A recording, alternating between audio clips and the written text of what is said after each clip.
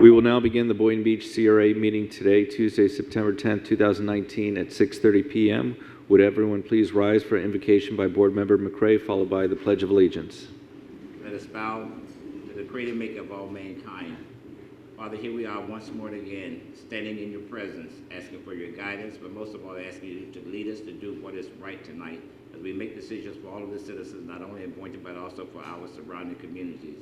We also pray for our brothers and sisters in the Bahamas. We ask, Lord, you continue to protect them, hold them in the hollow of your hand, cover them with your love. We also pray for the United States of America, and what we need in America now is just a little bit more love. All these blessings we ask in your name. Why? Because you died, but you rose. Amen. Amen. I pledge allegiance to the flag of the United States of America and to the republic for which it stands, one nation, under God, indivisible, with liberty and justice for all. May I have a roll call, please? Chairman Stephen B. Grant. Here. Vice Chair Justin Katz. Board Member McCray. Here. Board Member Romulus. Present. Board Member Penserga. Here. Quorum is established. All right, thank you. Any additions, deletions, or corrections to the agenda? Seeing none, may I have a motion to approve? So moved. Second.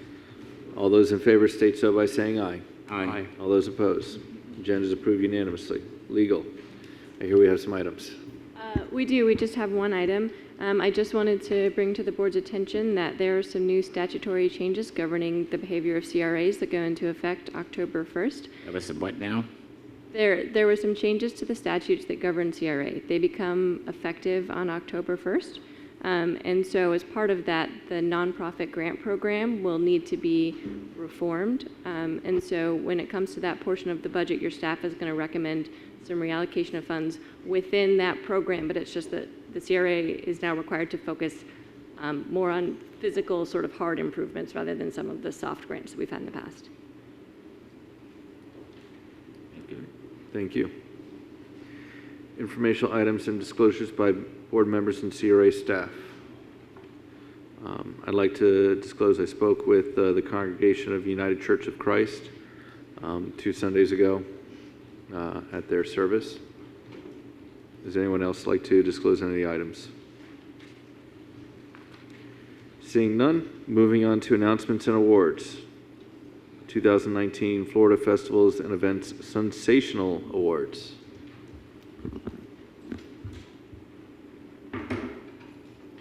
Tracy Smith Coffee, Marketing and Business Development. This past August, we attended the festival, Florida Festivals and Events Association Conference, and we received 10 awards for marketing for the special events. And the awards are, we won first place. We received first place for annual report. We received first place for the radio ad, and I'm going to play it right now so you can hear it because you probably have never heard it unless you listen to the radio.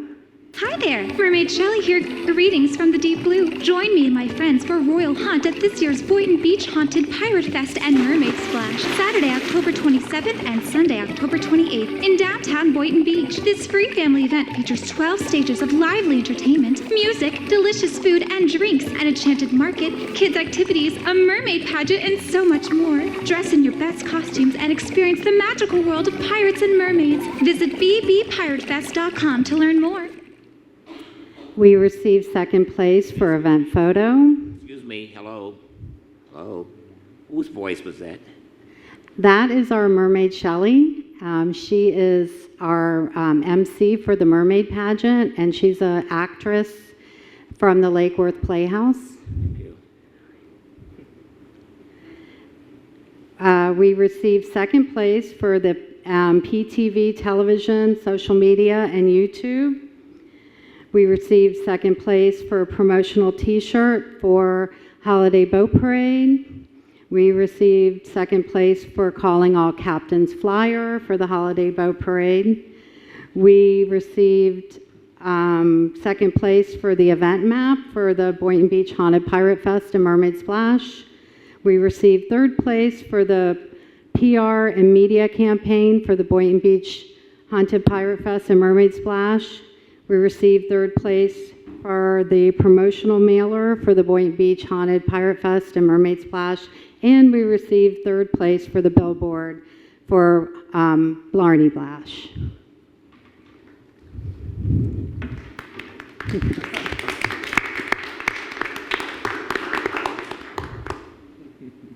That's it. So out of the 10, we received 6 for Pirate Fest. We Out for of Pirate Fest, yeah. 6 for Pirate Fest. Out of the Yep. 10. Thank you. Okay. Just to give context, can you also just help us understand how many other people we're competing against when we get these 1st, 2nd, 3rd place awards? I'm sorry, I didn't hear you. For context, how many other organizations are we competing against when we get these awards?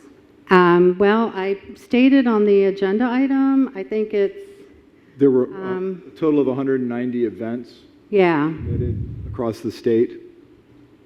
Ours was really 3 of those 190.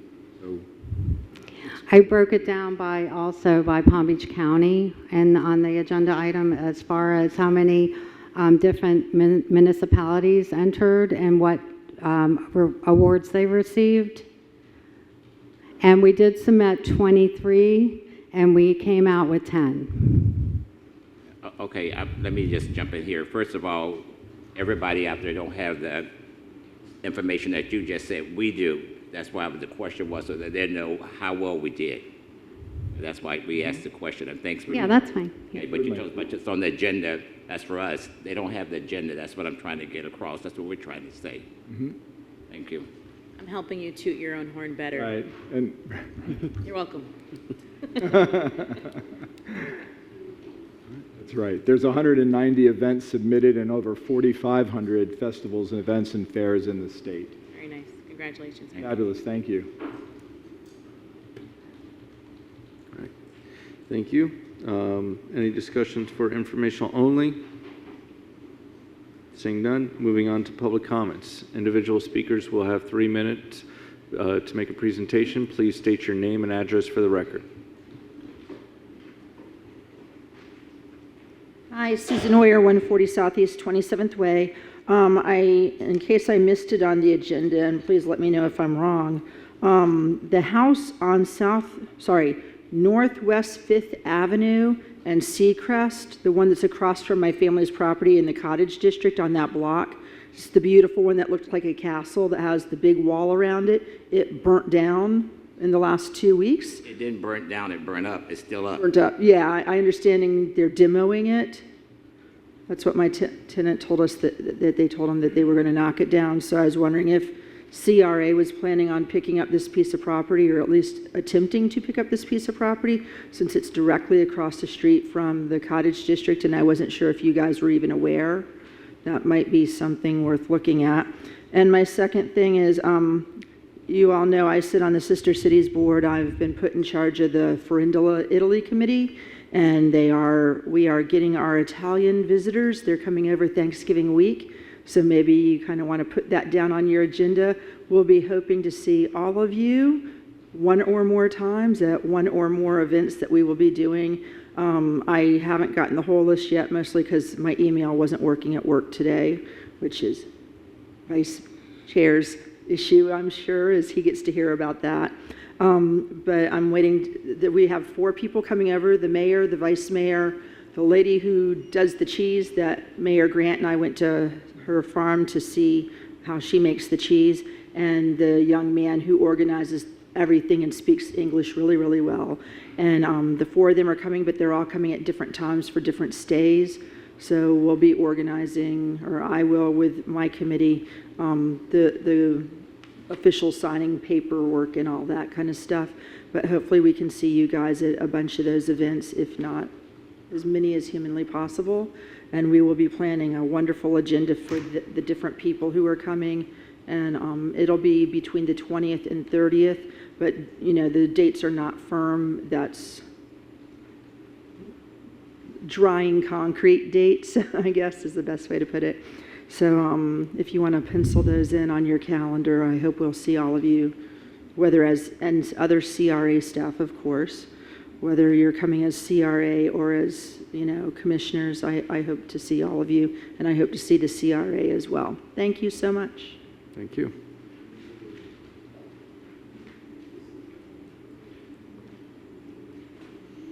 Good evening, Minister Bernard Wright, CEO of Bernard Wright Ministries, Real Talk Radio, and the Robert E. Wells Foundation, candidates for District 2 City Commissioner. I'm coming here to voice for some of my people down there, Seacrest Court. That's right off Seacrest there for the Lions. They say it's very dark in that circle. Commissioner McCray, you know where I'm speaking of. But I don't know why they haven't come down here and voiced this in all these years, but I called him today. He said, you really want some lights. It's so dark, and with the day being the day and what it is today, they want to see if they can get some lights down in that circle down in there. Minister Wright, I'm glad you brought it up. Yes, Andrew Mack is already on that. We already contacted FP&L. We just wait on them to come back and tell us when they're going to do it. We're way ahead of that, I'm just saying. But well, that's great. That's great, because I did tell them that I would mention it if I could, the next meeting I come to, and it's in the minutes now, so that's a great thing to tell them. Okay, appreciate it. Thank you. Anyone else from the public who would like to speak? Seeing none, public comments is now closed. Moving on to CRA projects in progress. 8th Annual Boynton Beach Haunted Pirate Fest and Mermaid Splash Event layout and parking overview. Good evening, Board. Mercedes Coppin, Business Promotions and Events Manager. I also have with me here Azim Hussein, our Marketing, Special Events and Business Development Assistant, as well as Stuart Allville of Standing Ovations. He is our contracted event management firm for Pirate Fest. The item in front of you is a review of our project progress for the 8th Annual Boynton Beach Haunted Pirate Fest and Mermaid Splash, per the request that we received at the March board meeting.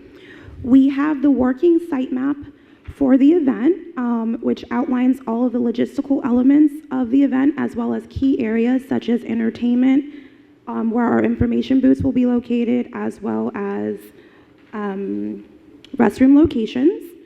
And the map is now up on the screen for everyone to see. I just wanted to point out that we do have 12 areas of live entertainment featured on this map, as well as 100 vendor spaces.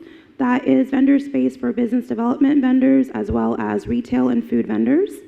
We have 2 kids' activity zones, 2 information booths, 2 restroom trailers, as well as 70 portalettes. And new this year, 15 cooling fans will be placed throughout the event to keep our patrons nice and cool. Also, we are presenting to you the parking for this year's event. This is a listing of the different parking locations that are located around the event site. The first 2 that are listed, Miller Land Planning, located right off of Boynton Beach Boulevard, that will be our designated ADA parking lot. And then the Hester Center, we will utilize that for shuttle service, so that will be a park and ride location. All of the remaining locations listed on the screen in front of you, those are all park and walk to the event. So they're within walking distance of the event site. And then finally, we have our event sponsors that we're working with for the event. We are still working on sponsorship, but as of right now, we've secured sponsorships with the companies that are listed, which include iHeartMedia, several of the radio stations under that group, as well as Brown Distributing. That would be the Bud, Budweiser, Mick Ultra Light. Due South Brewing Company, will be working with them again this year for our Pirates Rebellion, which is the exclusive beer for Pirate Fest, as well as several other companies. Are there any questions that we can answer? I have a question regarding the marketing. I've said it on multiple occasions that there are so many people in my district, District 4, on the western side, west of the highway, that have no clue that this is happening. And there's plenty of them that want to come if they knew and would spend their money. What are we doing in terms of marketing in District 4 or just western communities? Well, I know that we're doing the utility insert, which is reaching that western community, as well as signage that we do throughout the entire city, including west of I-95. We also do targeted Facebook promotions and ads where we target specific zip codes and demographics. And I'll let Tracy speak to any additional marketing that we might have. About that every door direct? No. We also do an every door direct mailer that hits the Western community. Fantastic. There's 17,000 homes that get the mailer, which comes out 3 weeks before Pirate Fest. Fantastic. Thank you so much. Thank you. Any other questions? Yes, so we had Palm Tran come to the City Commission meeting to talk about their new Sunday service for Bus Route 73. Have you reached out to Palm Tran to see about trying to advertise with them and letting their riders know or that they can take the Tri-Rail to using that bus route to Pirate Fest? And so I just like to also make sure that everyone knows aware about the public transportation options as well.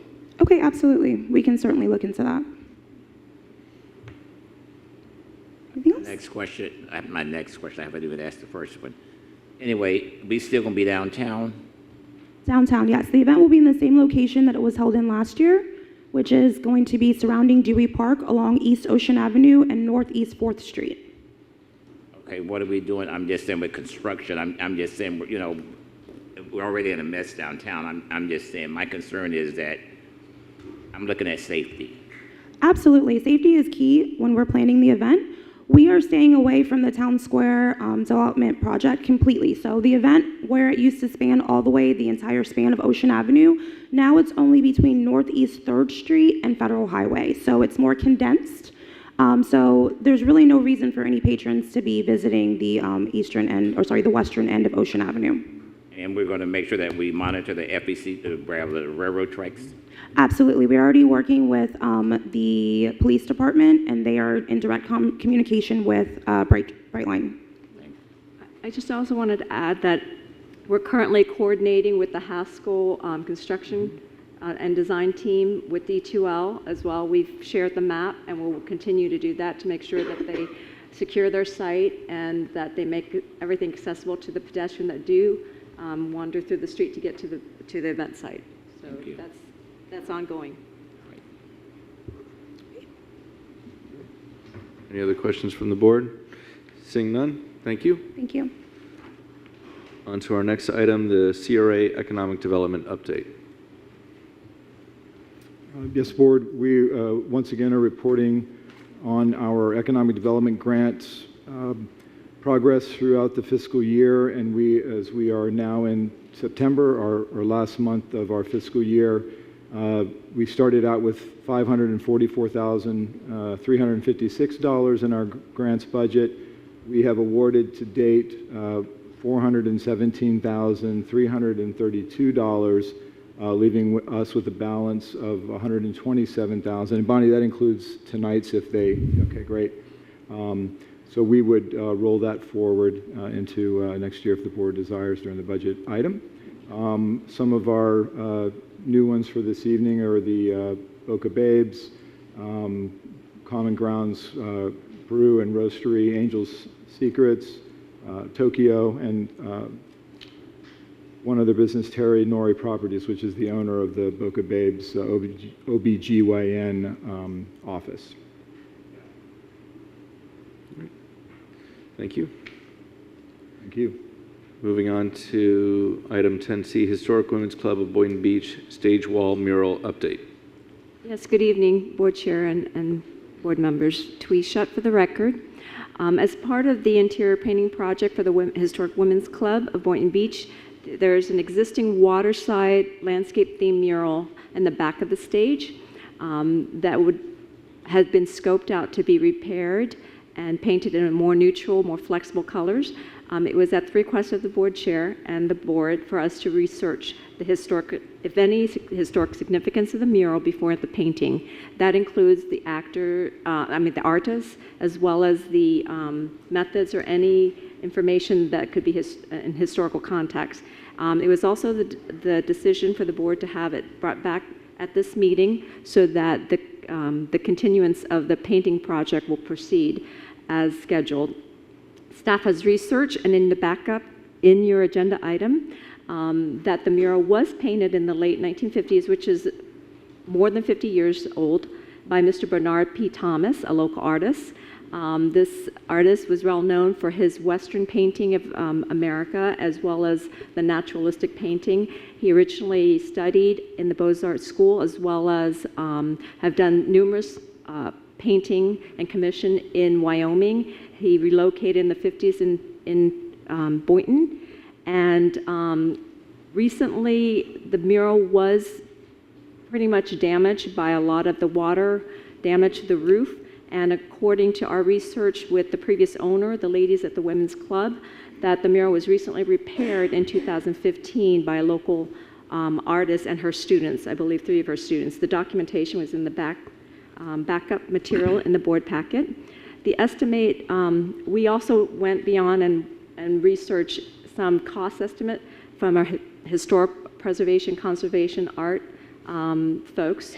And we've got some quotes for that, which would require, if you were to do it based on the historical testing and investigation of how it was done and everything, that would exceed the amount that would require for us to go for competitive bidding. Staff has suggested several options the board can take with respect to preserving, since it is an older piece of local heritage of significance to us as a city. There is some question as to when it was repaired, how much of it was repaired, and how much it was documented. So the concerns that we have is really the structural or the stabilization, so that cracks don't happen again in another 4 or 5 years, or we have to go through this again. But there is a fiscal impact. There are three impacts, and we've listed it from the larger, more expensive impact to where it's part of the current scope, where it could be repaired and then just paint in one color, whichever color the board chooses. It was recommended maybe black if you're going to use that as a stage backdrop. The second, less expensive or a little more expensive, is if it can be done, also be repaired, and also maybe by a local artist or a muralist for an additional $1,000. If we could get the volunteer, we can trace the young lady that did it before and maybe offer, maybe do a quick call to artists, to the local artists to repair it. We could also ask the current painting contractor to patch it up so that it can be secured, so it won't kind of spall and fall off the wall or pieces of it. The third, more expensive, is if we were to go to a true historic restoration company to actually do the restoration work. And we have initial quotes from that. We're still talking to other people, but at least it gives the board an idea, the tier and the budget that would be required, in addition to what you've already budgeted for the $200,000 for the matching fund for the state special category grant. We also offer the 3 options, and the 4th option is any alternative or direction that staff for the repair of the mural. So also in the backup, it mentions the mayor mural. Is that also going to be covered up or planned to be covered up? That mural is it's actually the one that's hung previously in the dining room, where it has the history of Boynton with the mayor there. There's several, I know one of the things that some of our renters had made a comment was, if you know, it's in your exhibit to see what it looks like. Attachment 4, we got quotes for all 3 historical artwork there. So if you look at what would be considered the mayor mural, it's the one with the historic right there. So it has the 3 Confederate flags. It's got the history of Boynton, but that's not damaged. So, there's nothing to be done on that one, in our opinion. We just wanted to get the quote, since they're there anyway. We get the quote for all the 3 art components that we feel. We were thinking this might be something that would look great in the new library or the new city hall. Probably more of a more prominent location for that type of a mural, like the history of Boynton. I think it's very fitting, where more of the public would be interacting with the high school building. And this is the one that Mr. Bernard actually was commissioned to do for the Women's Club. Thank you. Board Member McCray, would you like to begin? Thank you. Mine is concern is the one on the stage. Okay, when we start dealing with art, I'm just saying, I'm be saying that, when you start touching up, I'm looking for the historical preservation of this artwork. I'm just saying, will it still keep that feature when we start, start touching this and touching that, I wanted to make sure that, we do not lose the value of the art. I'm just saying, a lot of times when it starts looking terrible sometime, the value goes up. That's what I'm trying to say. I don't want us to do anything where the value, will start like this one. Is that the right one? Is that the one on the stage? Yes. Yeah. Yeah. I'm just saying when we start touching up and I don't want to, So, that's a decision we're going to have to make. Do we want to? yes. So the question is, the newspaper said he was commissioned to do the backdrop. He really didn't sign this, but we don't know because it's been repaired once before. And we don't know to what extent the repair was done. All we knew from the ladies at the Women's Club was it was substantially damaged, and so the plaster was crumbling, so they had to repair it in 2015. So I can't testify. Right, by it being repaired in 2015, it might be already lost. Most of it historical. That's what I'm. That's the question. Yeah, that's what I need to find out. Have we lost it? So we don't have any pictures from 2014 or earlier? No, we asked to see if there's any documentation to where the cracks may have occurred, or if there's any pictures of people painting it. The most that we've got was what was presented to the board in the attachment. So honestly, board, if you'd like to keep the painting, we would leave it as is. If someone has a wedding or is doing a concert or there's a big band series or square dancing, there's a backdrop or a set screen that they can put in front of it if it doesn't match, the aesthetics of the event that someone's putting on. It's not in any position where the wall is being compromised or there's water damage from the roof. Nothing like that. It's here. We were going to kind of neutralize the back of the stage so that it was more universally, utilized by more individuals than just those that like this particular mural on the back of the stage. But if the board wants to save it and leave it alone and leave it there until such time as we would really need to do more work on it, we can just put a screen or something in front, like I said, for a wedding reception or a 50th anniversary party or something like that. There's already a line right above, if you look in the first attachment, that was used by the ladies when they rented it out to have a curtain. We'll probably need to replace the curtain if you look.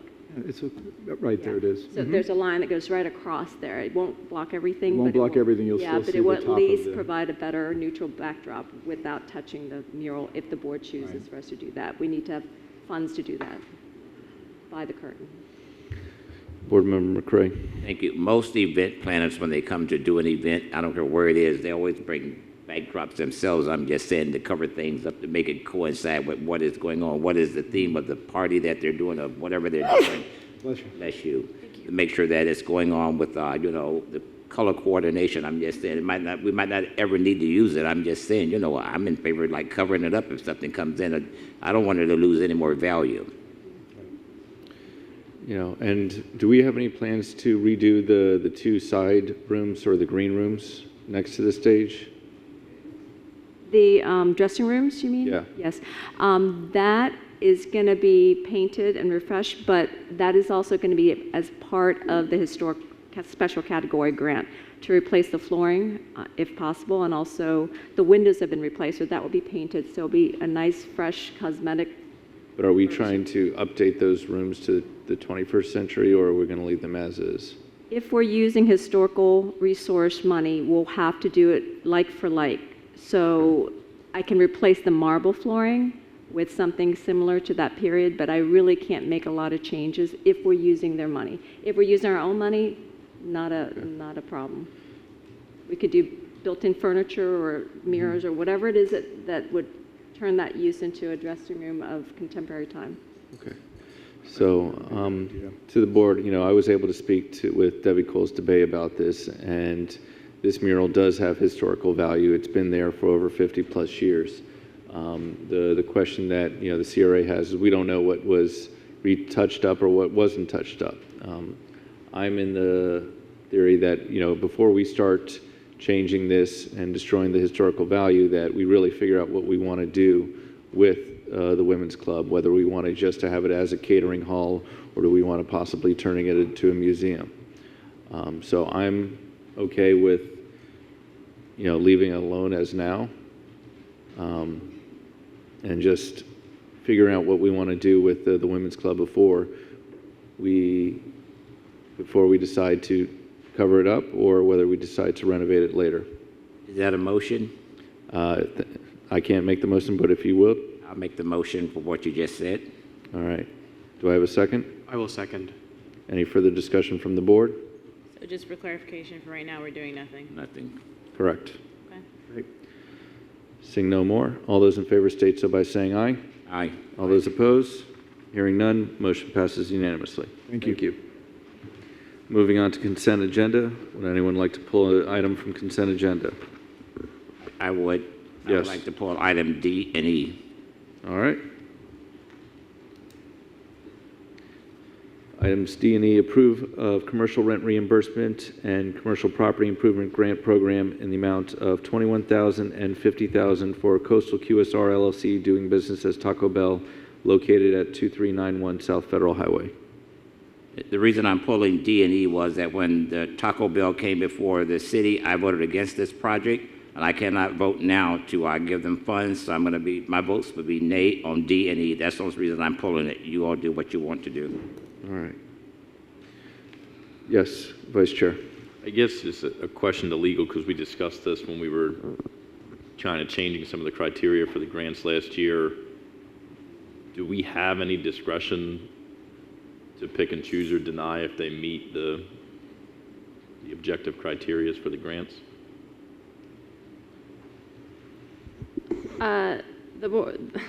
The board has the discretion. I would want to look at the program again. I believe that you do have some leeway, but if they meet the criteria, I would like for you to articulate why.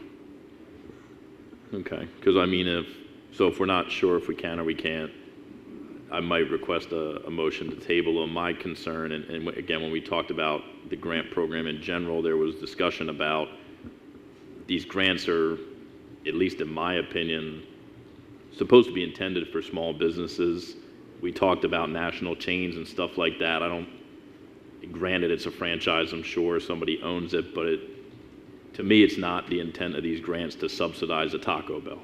Whereas other items you see on here, other firms that are applying for these grants, a local coffee shop, a local doctor's office, a local restaurant, and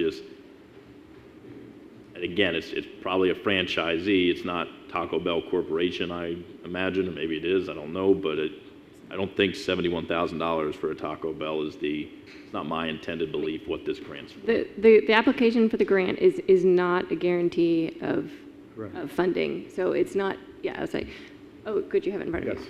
Okay, so the application for the grant is not a guarantee of funding. So you are not necessarily in hot water, but if those are your reasons why, and you've clearly articulated them, I think the board can do as it pleases.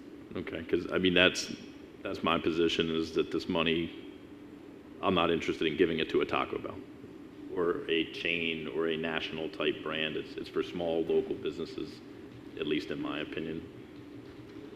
All right. The reason why we're giving this money and having the economic development grants is so that we have the businesses coming in. As you may know, it's been a vacant lot for a very long time. We have the authority not to award the full amount. We can award any amount that we deem fit. Correct? Correct. And it's part of the thing is that, how long do you plan on waiting to spend this money for economic development in the CRA? We sent out a certain amount for last fiscal year, and even if we spend all the $70,000, we still have leftovers for the following year. And so we've never really, every fiscal year that we've had, we've always had leftovers. I feel that, by spending this money, we'll be getting our project sooner and, getting that better project. And I don't think we're allowed to put any conditions on these economic development grants. So Yeah, I don't believe that the grants are made conditional. Yeah. And so the way that I see it is that if you don't want to have a Taco Bell, you don't like the franchise, but this is owned by a business person, and they're doing what they can to improve the area and the economic climate of Boynton Beach. CRA. Vice Chair, followed by Commissioner Romulus. And so just to be clear, I voted for the project because, property rights and it was an undeveloped parcel. I just don't know if opening a Taco Bell requires financial incentive. So to the original question, though, are there legal implications to voting this down based on what I said? Because I'll vote for it if legally they are entitled, but if we have discretion. If it's in the board's discretion, that the board should decide whether it does or does not advance the goals of the CRA. And if the board decides for whatever reason that it does not advance the goals of the CRA, then that is valid. If the board decides that it does advance the goals of the CRA, then it can vote for it. Board Member Romulus. What I simply just want to add is that I echo the sentiment of Board Member McCray and Board Vice Chair Katz, simply because, yes, I also voted against this project, so I would not support it for that very reason. But also in addition to the fact that I do believe at our core as a CRA, our job here is to help locally owned, locally grown businesses to prosper here within our city. So I don't believe that we are sending a proper message of that if we're, again, subsidizing or helping out a Taco Bell into coming into this community. I have no issues with Taco Bell. I have no issues with the organization itself. It's just, again, that as a CRA, and if you look at the other items that are listed here on our consent agenda list, they basically are getting the bulk of this. And again, I don't necessarily believe it follows our mission of what we're trying to do here, which is to bring forward and help some of our local businesses that need and could use this money. And to address what you mentioned, Chair, we don't necessarily, the fact that we have $71,000, it does not need to be spent in this manner. That money can then be rolled over and used for the upcoming fiscal year for other small businesses and mom and pop shops that would need to be open that could use that money and really help to boost our economy locally and really help make that continue forward. So that's how I feel, and that's how I'd be voting. All right. I'll disagree with the board because, our job is to develop the CRA to remove slum and blight. We have a developer that is building the project.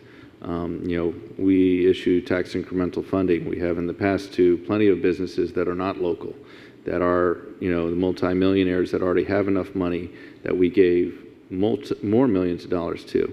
So I think it's a little hypocritical of the board to say that because it's a fast food chain, we don't want to give the franchisee, who could be a small business, any money. So, but if I don't get a motion, I'll state that the item fails for lack of motion. Vice Chair.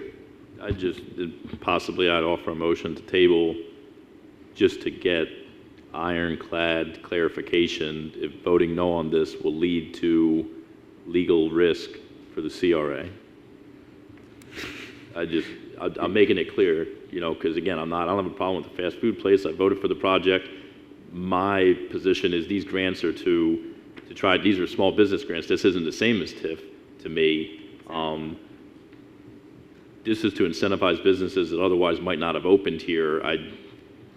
I can't wager that a Taco Bell makes its decision to choose a location based on $71,000 in grants, whereas a small business might. I understand that this is why we tried, I think, in discussion to get during the creation of this or the reformatting of this to prohibit national brands and things like that, because I want to incentivize certain types of businesses and national brands I just feel like don't need the incentivization. I just don't, we already went through the approval process for the property. We've made accommodations. They've been accommodated. I don't think they need financial accommodations. So to the point, I'd offer a motion to table till I get some more clarification. If we're legally bound not to use discretion in this manner, then I'm not going to do so, and I'll vote for it in the future. But right now, I'm not clear enough to vote no on it, which I want to, and if I have to vote yes, I will, but just I can't do it right now. Board Member Pinsurga, get your hand up then. Board Member McCray.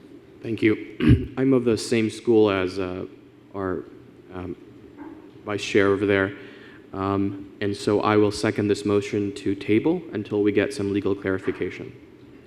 Board Member McCray, do you have any following comments before I call for a vote? Yeah, I have following comments. Yeah, thank you. First of all, I want to say, Chair, you said that we was being hypocritical, and I'm not being hypocritical, and I'm going to call you to that. First of all, I did not vote for the project. I'm not supporting this project, so I'm not being hypocritical, for the record. Thank you. Thank you. All right, all those in favor to table it to next meeting, state so by saying aye. Aye. All those opposed? Hearing none, motion to table to next meeting.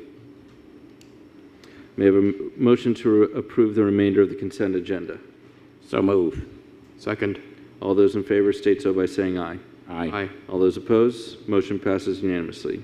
Chair, Yes. in regards to this items D and E that we just discussed, I would also like to ask for legal to just bring back the clear language of our grant programs. And that way, if we need to consider amending for clarification on issues like this in the future, we could do that. So maybe we could add that under future agenda items for discussion on our next agenda.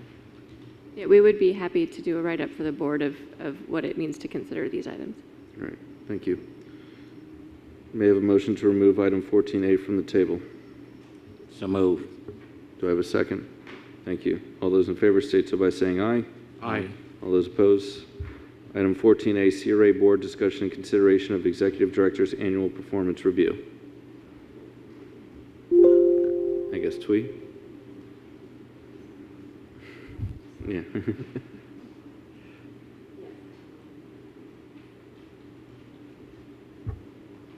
Yes, the board members were given the forms for... This is important. Talk a little louder. I'm sorry. That's good. Board chair and board members were given forms at their to provide the review for the exec director. Again, at the June 13th meeting, the agreement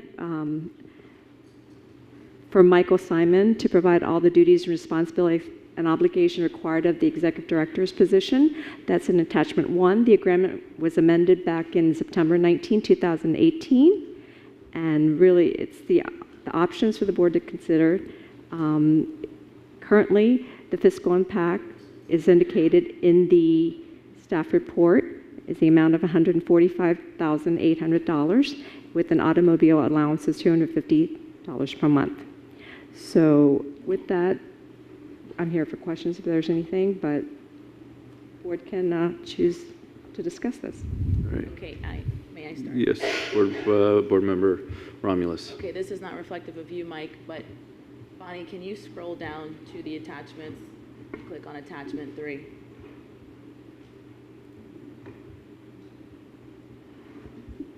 Scroll all the way down to the end.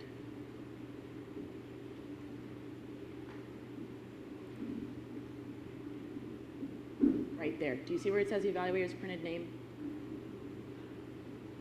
Yes, sir. I think it's in there as an example of the evaluation, not indicative of board member. No, I understand that, but from my understanding, I used this form, I printed it out, I filled it out, and then it has Commissioner McCrae's name listed on it. How does Which I sent you one individually and a second one after our meeting last month. I'm sorry that I didn't pull this one down. I would just say, just for future reference, can we please just have a blank form that says Certainly. no one's Yes, name? ma'am. That Of course. way, yeah, it's bothersome to me. Other than that, that was not my evaluation of you. It was just that. I just wanted to get that reference. I appreciate that. Absolutely. Excuse My me, mistake. clarification, that wasn't indicative of me, was it? Sounded like it. Yeah. No, we would address that Certainly. in the future. Yes, thank you. Okay. Yes, Vice Chair. I'll go first. I didn't submit a written evaluation. Again, I think I mentioned it in passing last time.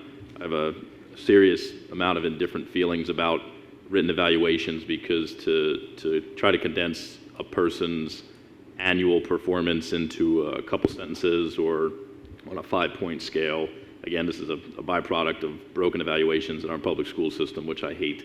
So I'll just condense my opinions of the executive director. I think akin to previous evaluations that he's received, my opinion is that he continues to do his job and do a great job at that. I appreciate everything he does. I think that the past 2 or so years since he's taken the position have indicated that under his stewardship, more things are getting done. We're being more productive as a board. So, my evaluation is that he's exceeding my expectations. Ultimately, in renewing his contract, obviously, discussion about raises would come into play. And I think that whatever the across-the-board raise was, I don't know exactly how the staff get their raises, whether it's based on some merit base or it's differentiated, but I think that whatever staff has received, the executive director certainly is entitled to as well. Tweed, do you have that number? It's a 0 to 4% based on the city budget. We tried to mirror that. So staff is at a 4%. Okay. All right. Board Member McCray. Thank you. I guess I'm the one going to beat up on you. But anyway, I want to say that I was here, Mike, when I voted for you to go from interim director to director, and I'm going to be the one that's going to be coming off of the board. And I'm just saying, for the past 6 years, I watched you grow. It's been fun. I'm going to miss you. I'm going to miss chewing up on you, but but after all, you are a Seahawk, so I have to kind of be nice, I'm just saying, but I watch you grow. It's been a learning experience, seriously, and you and I, we had our differences, and I'm just saying, when we had them, we sat down, we came to the table, we was like, man, we, summarized everything, and we came to an honorable agreement and everything. I just want to wish you well in your endeavors. As I go off the board, I'm going to still be bothering you, but I'm just saying, please, whatever you do, you deserve every bit of it. I watch your growth. Thank you, sir. Thank you. Thank you very much. You just stole all my thunder. I'm usually the one who's all You could be lightning then. Go ahead. If I may, 4% would be $5,832, and the total added to the current one would be $151,632. If you want to round it up, it's up to you. Did we round up everybody else's? I don't think so. It's up to you. All right. Board Member Romulus. I don't have much to say except for just you're doing a great job, Mike. Keep it up. I enjoy my interactions with you. Very professional, always courteous. You get it, which is something that is hard sometimes in leadership to find, but you understand the points of view of many different people and many different demographics, and you try as much as possible to empathize and emulate that in your professional work. So I appreciate you. Keep up the great work. Hats off to you. Thank you very much. All right. Board Member Pinsurga. So I've only known Mike for, 5.5 months perhaps, and what I can tell you is that every time I want to talk to him, he is available. We have robust conversations, and that's something I really appreciate, because when I ask for different points of view, we run through different scenarios, and what he does not know is that I have tried to push some of your buttons intentionally. I'm not sure if you're aware, but what I've noticed, Mike, is that no matter how much I push certain things, you remain neutral and apolitical, which I think is extremely important in staff. So keep up the great work.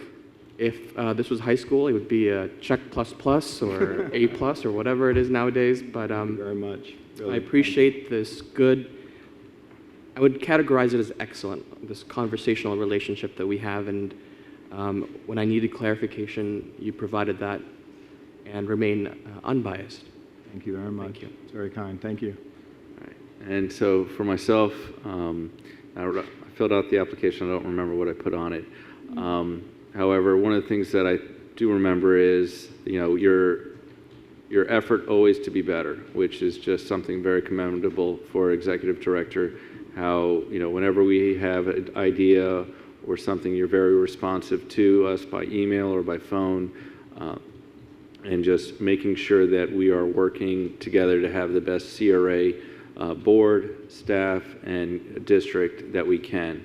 And one of the things that I said I'd like to see that's different in the future is the list of the properties for sale in the CRA, so that's something that we can help advertise on our website, because I know that, like the board mentioned, we want to start bringing smaller businesses in here and new residents, and so that's something that we can do to help let people know what the values are that people have it listed as, so that we can hopefully, remove the slum and blight as we're required to do. Thank you. Thank you all very much. I can't tell you how proud and honored I am to work for you. And I think you should speak after we do our the legal raise, team. sir. Yeah, it doesn't really matter, honestly. The team that I work with and within my office, really tireless effort on their part. You guys give 110% of your time to us and to the community, all of our associates at the city. I really just can't think of a better job, honestly, to have, or a better place and people to work for. So thank you. Thank you all very much. Really, very nice of you. Board Member Pinsurgi, final comments? Yes, I just wanted to know, since we're discussing his contract and salary, where exactly, I don't know if we have this data, does his salary stack up relative to other similar size CRAs? I think that's really important for me to know if he is underpaid, overpaid. Are we there, not there? Do we have a sense of comparison? He's satisfied. I think, did we do that in last year's to try to get some parity? I think we did that just recently, and I'm going to try to bring that up. But I think the last I saw, we are pretty much aligned, if not based on his experience. And I can say this personally, I've worked in 3 different CRAs, and I think it's one of the best places that I've experienced. But we're we're right about that, if not a little lower. But again, depending on the TIF dollars they get and depending on the geographical area, so you'd have to put that in mind. But I'll do that right now for you. All right, thank you. Board Member McCray. Thank you. I'd like to offer a motion for a pay increase for the director of 3.999, and then we can round it up to 4%, so you got to round up, okay? Thank you. All right. Do I have a second for 4%? I will second. I can't do. All right. Any further discussion from the board? Seeing none, may I have a motion to, may I have all those in favor state so by saying aye. Aye. All those opposed? Seeing none, the motion passes unanimously. Congratulations. Thank you.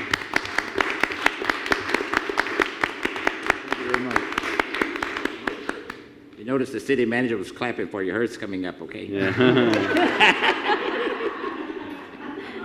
Discussion and recommendation of fiscal year 2019-2020 budget. Good evening, Board Chair, Board members. I'm Vicki Hill, the Finance Director for the CRA. And we are in our 3rd month of discussing the budget. The only things that we have that were changed after we complete the audit, we usually have an overage that we give to the board. Well, we received an email today regarding Town Square and our furniture. So therefore, we put in the budget a fund balance surplus, so we will be able to have that money to move. So if you see that on the first page, go back to the first page, Devara. Highlight that for me. There's $50,000 that's put in there. And that has changed the numbers just a little bit. I have a question in regards to your furniture when you move to City Hall. What are y'all going to do with the old furniture? Because everybody got a different taste over there. I watched it today when I was in there. We have a lot of old furniture that we had before. I'm sure the board will figure that out, what they would like to do with that furniture. Okay, we'll go with the 50. On the second page, nothing else has changed there. But on the second page, we have, of course, because you tabled the $71,000, we're going to place that into the rollover for the business and economic development grants, that will roll over to 1920. 1920, 2020. Oh, 1920, the way you got it written up there. Okay, go ahead. Year Gotta get 1920. used to this, So 1920. you would put, if you would add that $171,000 in there for me, Jabara, please. Yeah, we're gonna add 71,000, because if they approve that next month, it will be rolled over into fiscal year 1920. Now, it looks as if the CRA board met and they would like to make some changes, if you agree to them. It seems as if, Jabara, will you read those for me? I can't see them, and I don't have a copy of it. Sorry. This,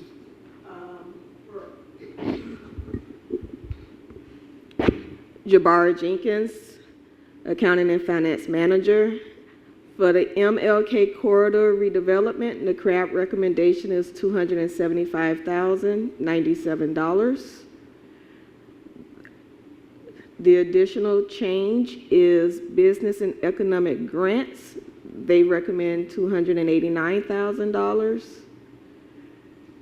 Business development and promotional events, recommendation $602,380. Marketing business assistance, $67,137. Boynton Beach Boulevard streetscapes, they decreased it to $250,000. No, that's the same. The neighborhood officer program, $575,999. Nonprofit organization grant, $75,000. Site work demolition, $40,000.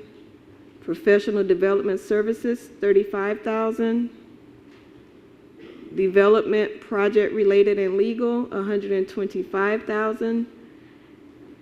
And I skipped community caring center relocation, which is $300,000. And community, what's this? Oh, and community care and acquisition, 300, and I'm sorry, relocation is 500,000. Thank you, Jabara. Now, what I do see is for the neighborhood police program, they do want to add an extra officer instead of the civilian. And if you chose to do that, it would be $573,497 instead of $532,900 that you had on there before. In the peach, you will see the rollovers. All of the numbers are correct. Everything that will roll over, and then you will have your new budget.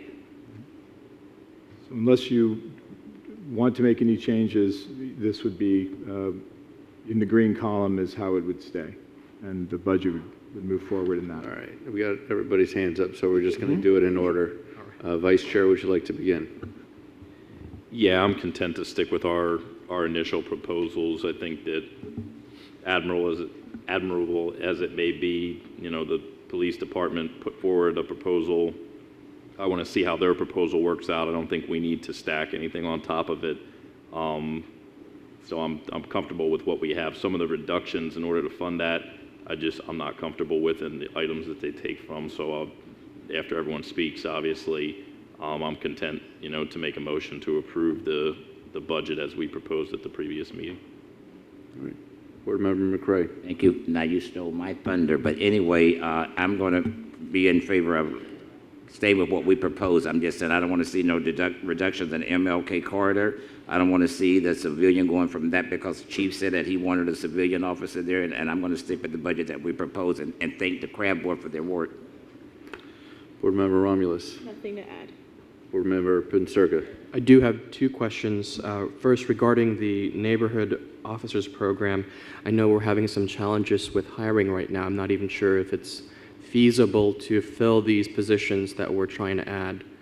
So that's one of my questions. The second is, I'd like a better understanding of why the recommendation for MLK redevelopment is a substantial difference. What is the rationale for this 275 from 324? I would say mainly it was to accommodate funding for the increase in the NOP. So I guess the real question is, Really is it wasn't a even one-for-one. feasible to begin with? Well, financially, it's feasible. In terms of the hiring? According to the chief, which we spoke prior to this meeting. Oh, It's here. Chief, would you like to chime in on this? He said chime so they don't go long. If asked. Good evening, Michael Gregory, Police Chief. Yes, I support the proposal we put forth originally. That's something we believe we can accomplish operationally. As alluded to, we do have a good bit of hiring that we're undertaking this year. October 1, we will not be able to fully staff this position. It's proposed. We'll be working on that through the year, so I don't want to add additional burden on top of that exercise. I didn't have an opportunity to discuss this with the CRA board. I'd love to do that in the future, and they can understand fully what our proposal stood for. All right. Thank you. All right. Yeah, and just, yeah, I'd like to add that I thank the CRA board for making those the recommendations. I think the only one that I would think about doing would be the nonprofit organization grant program, because speaking with Michael and Twee, that we may have to not allow for the soft services of trying to do career education and training, and that it's more for the brick and mortar. But based upon the sentiment of the board, I think that the allocation that we propose is good, and if there's no further comments, I'll take a motion to approve. I do have one more question. Yep. The money that is currently allocated for the nonprofit grant, where is that going? If we can't do the nonprofit grants, you can allocate that any way you'd like to. You can move it within this project fund into your economic development grants. You can move it into acquisitions.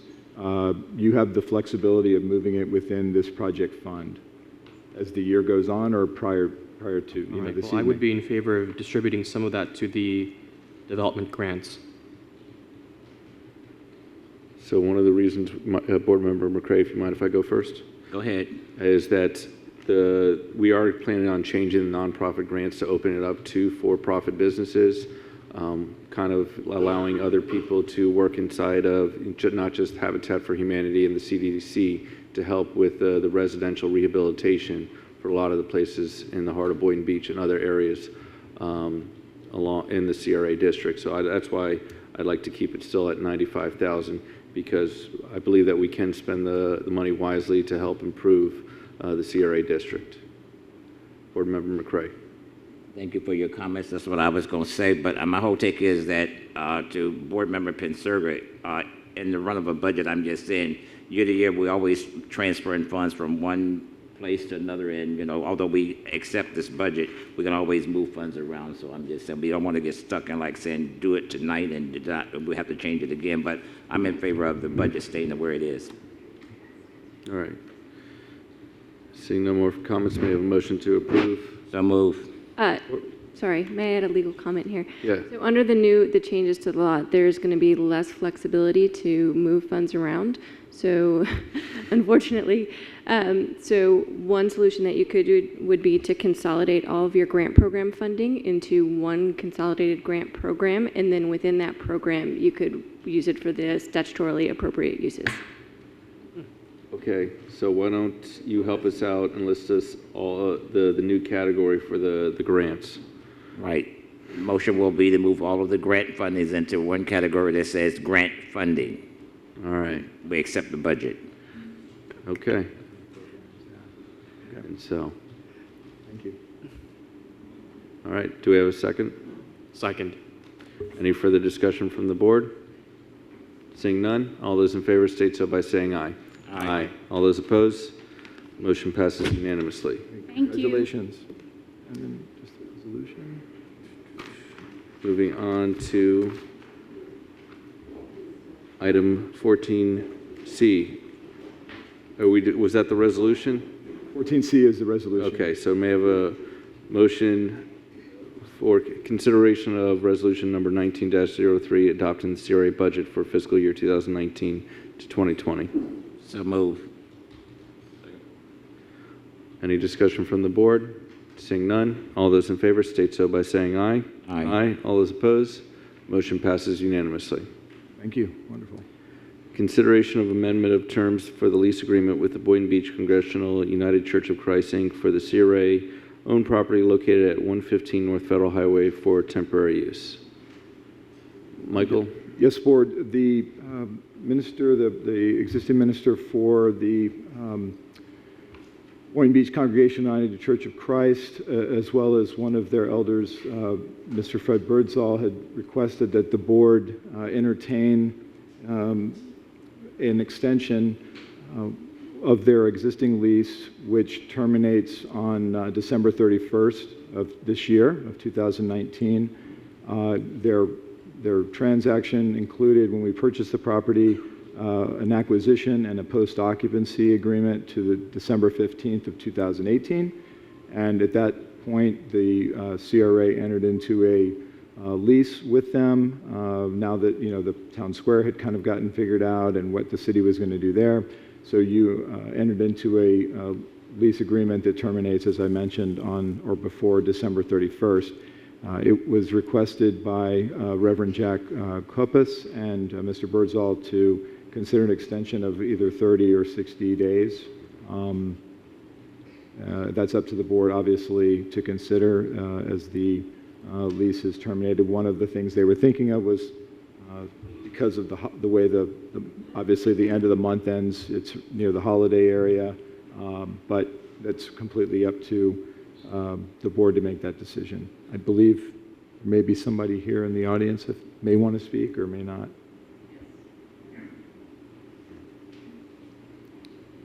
Hi. Hi, my name is Reverend Jack Kopis. I just came to the church as pastor, and what we need from you is another helping partnership. One of the things I'm grateful for is to thank you, especially you, Mr. Simon, for all that you've done to help us to remain at the site that we are at so that further ministry can happen in whatever future setting that it might be. I want to thank the mayor for his guidance to me, for how the up againstness that you are now having.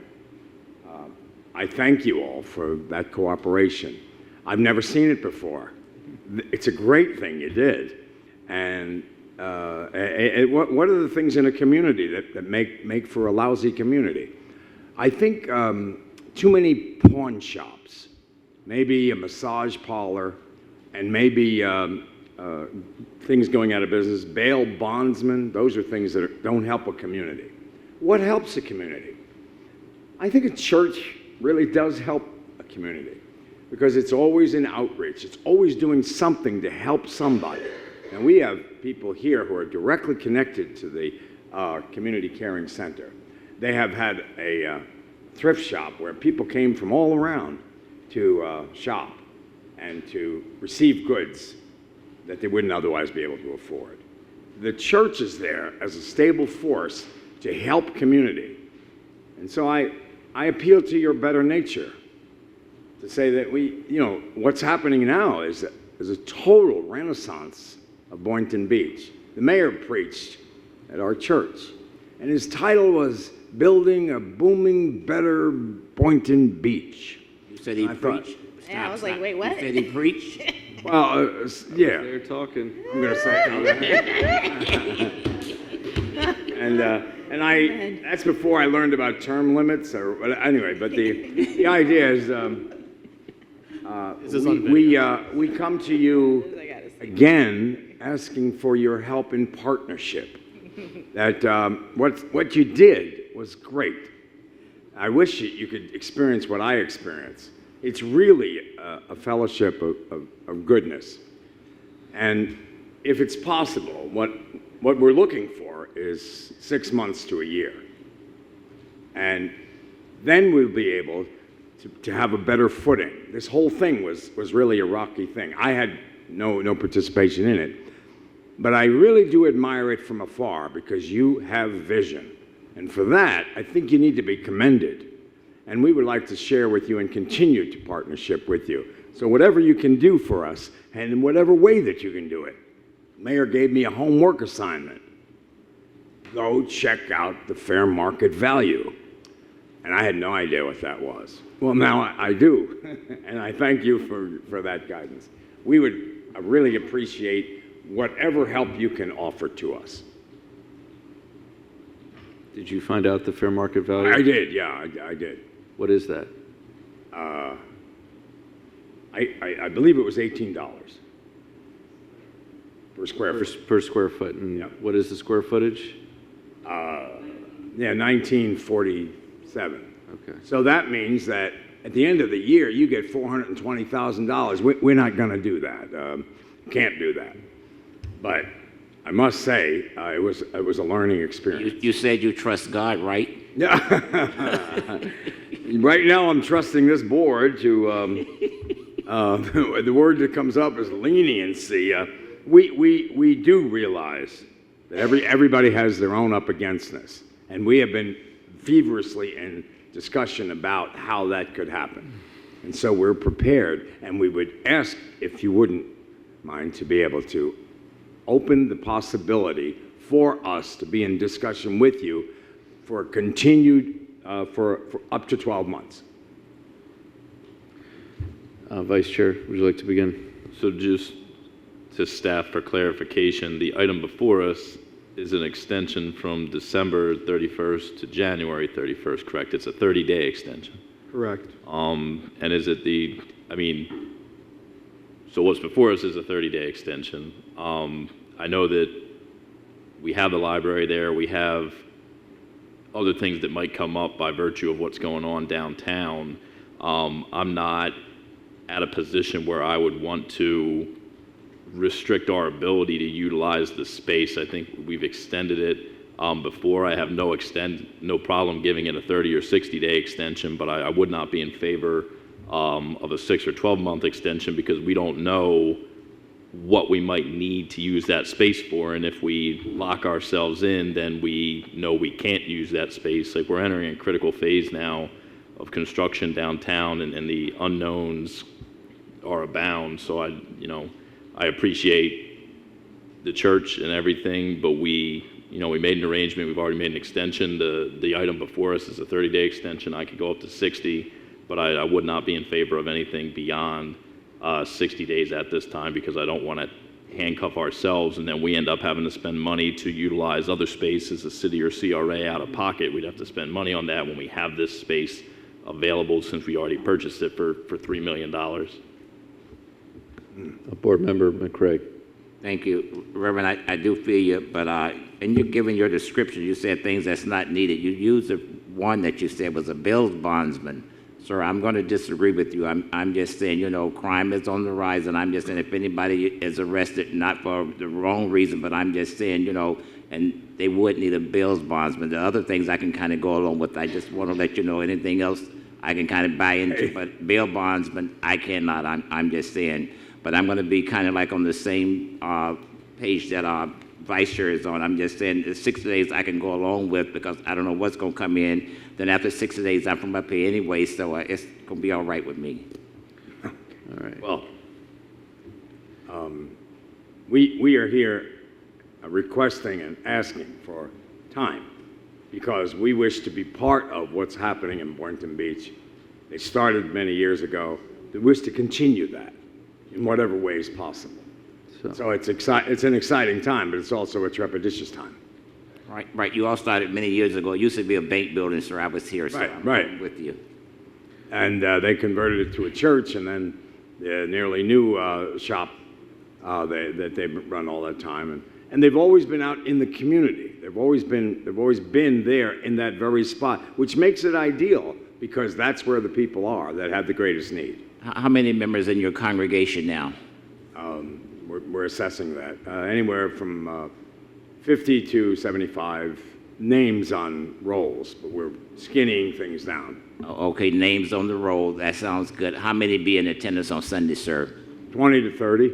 Okay, thank you. You answered the question. I need to hear 20 and 30. Okay. All right. So, Jack, one of the things I asked you was to do the fair market. I mean, Jack, he's a reverend. Reverend Jack. Reverend Copus. Thank you. Thank you. So one of the things I asked you for is the fair market value for that location. As you can see, it's a little bit above what you're paying now. Yeah. I think so. Yeah, yeah. And so that's the thing is that the CRA paid the fair market value for the building.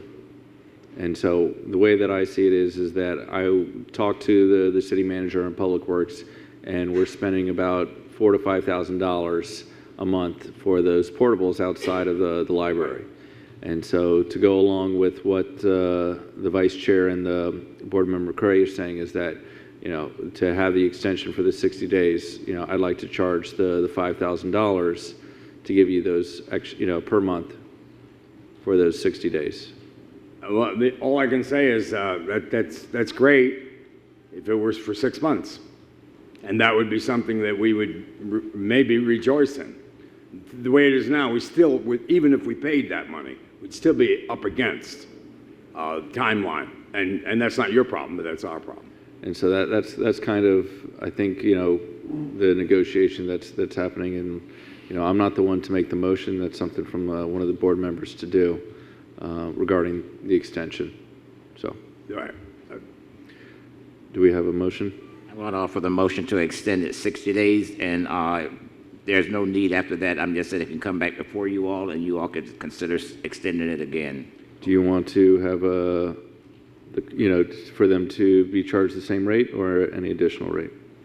Well, same rate. Sound like he's praying. Same rate for me. I'm good. Okay. Do I have a second? Second. Thank you. All right. Any further discussion from the board? Seeing none, all those in favor state so by saying aye. Aye. Aye. All those opposed? Motion passes unanimously. You have an additional 60 days. And from... we can come back? No. Come back. You can come back, but I don't think... I will not be voting to... You'd be voting no. Okay. I implore the church to utilize a portion of that $3 million windfall to identify alternative space beyond the terms of the extension we just offered. That's my personal opinion. Well, thank you. All right. Our next item is item 14E, consideration discussion of the letter of interest submitted by Bride of Christ Tabernacle Church for the CRA-owned property located on Northeast 10th Avenue. Yes, Board, this item was brought to you last month, which was a letter of interest from the Bride of Christ Tabernacle Church to acquire a CRA-owned lot adjacent to both their church and a vacant lot that they own on East Martin Luther King Jr. Boulevard. They have offered to pay the CRA the full appraised value of $49,000 for the lot in order to construct a daycare center for approximately 42-year-old and under to 5 years old. That would be open 5 days a week, approximately 7 in the morning to 7 in the evening. It is not built for the Sunday school or any kind of non-business related work, so it would be open 5 days. That was one of the, and at the end of the meeting, this item last month, you assigned it to the CRA board to review, and the CRA board did review the item. The church was there to speak on their behalf and give some information to the CRA board, who supported the recommendation to sell the property to the Bride of Christ Church. They also would like to see with the caveat that it is a active use. It's open 5 days a week. It is not something that's just a Sunday, which is not the intent of the church, at least as they've described to us on numerous occasions. They've adamantly said that it is something that is a business enterprise. We're looking for activity and lights on the boulevard. So I think, other than our typical reverters and first right of refusals, I think if the board wanted to discuss another additional criteria, it would be that it does act as a at least 5 day a week business. They may end up opening it more, but I think that seems reasonable. But the CRA board was in favor of recommending a sale at the market value. And they liked that they were paying market value for it and not being asked to give it to them. Board Member McCray. Thank you. Before they speak, my take is that, first of all, when they was up speaking before, and you can pull the minutes, and we stated that, we wanted something for the community, and it was stated in their comments that it would be for members of their church, and I hope tonight, if they come before us to speak again, that they have changed that. Second of all, I'd like to know from staff, how will this play into our MLK corridor study? And second of all, will this be fenced off property? Because I'm tired of seeing property fenced off on MLK Boulevard, and we cannot drive through, we cannot utilize it. I'm just saying, when you start fencing off property, it makes it like something is private and it's a jail. I don't like that. You want to show the... Yes. They have provided us with a site plan that, a conceptual site plan that they proposed to the city and worked with the city to create, which has a roughly a 3,000 square foot building. Is that what I'm seeing? Two-story, 3,000 square foot building, 3,600 square foot building with a drive-through and parking for drop-off of children. There's a playground area there to the north behind the proposed center, and there would also be utilization of their church parking lot for longer drop-offs for parents that want to walk their children into the daycare. But as it's proposed now, it would not be a fenced property as it is now. But you're right, there is a fence there. I'm not sure how that was. Thank you. Let me continue.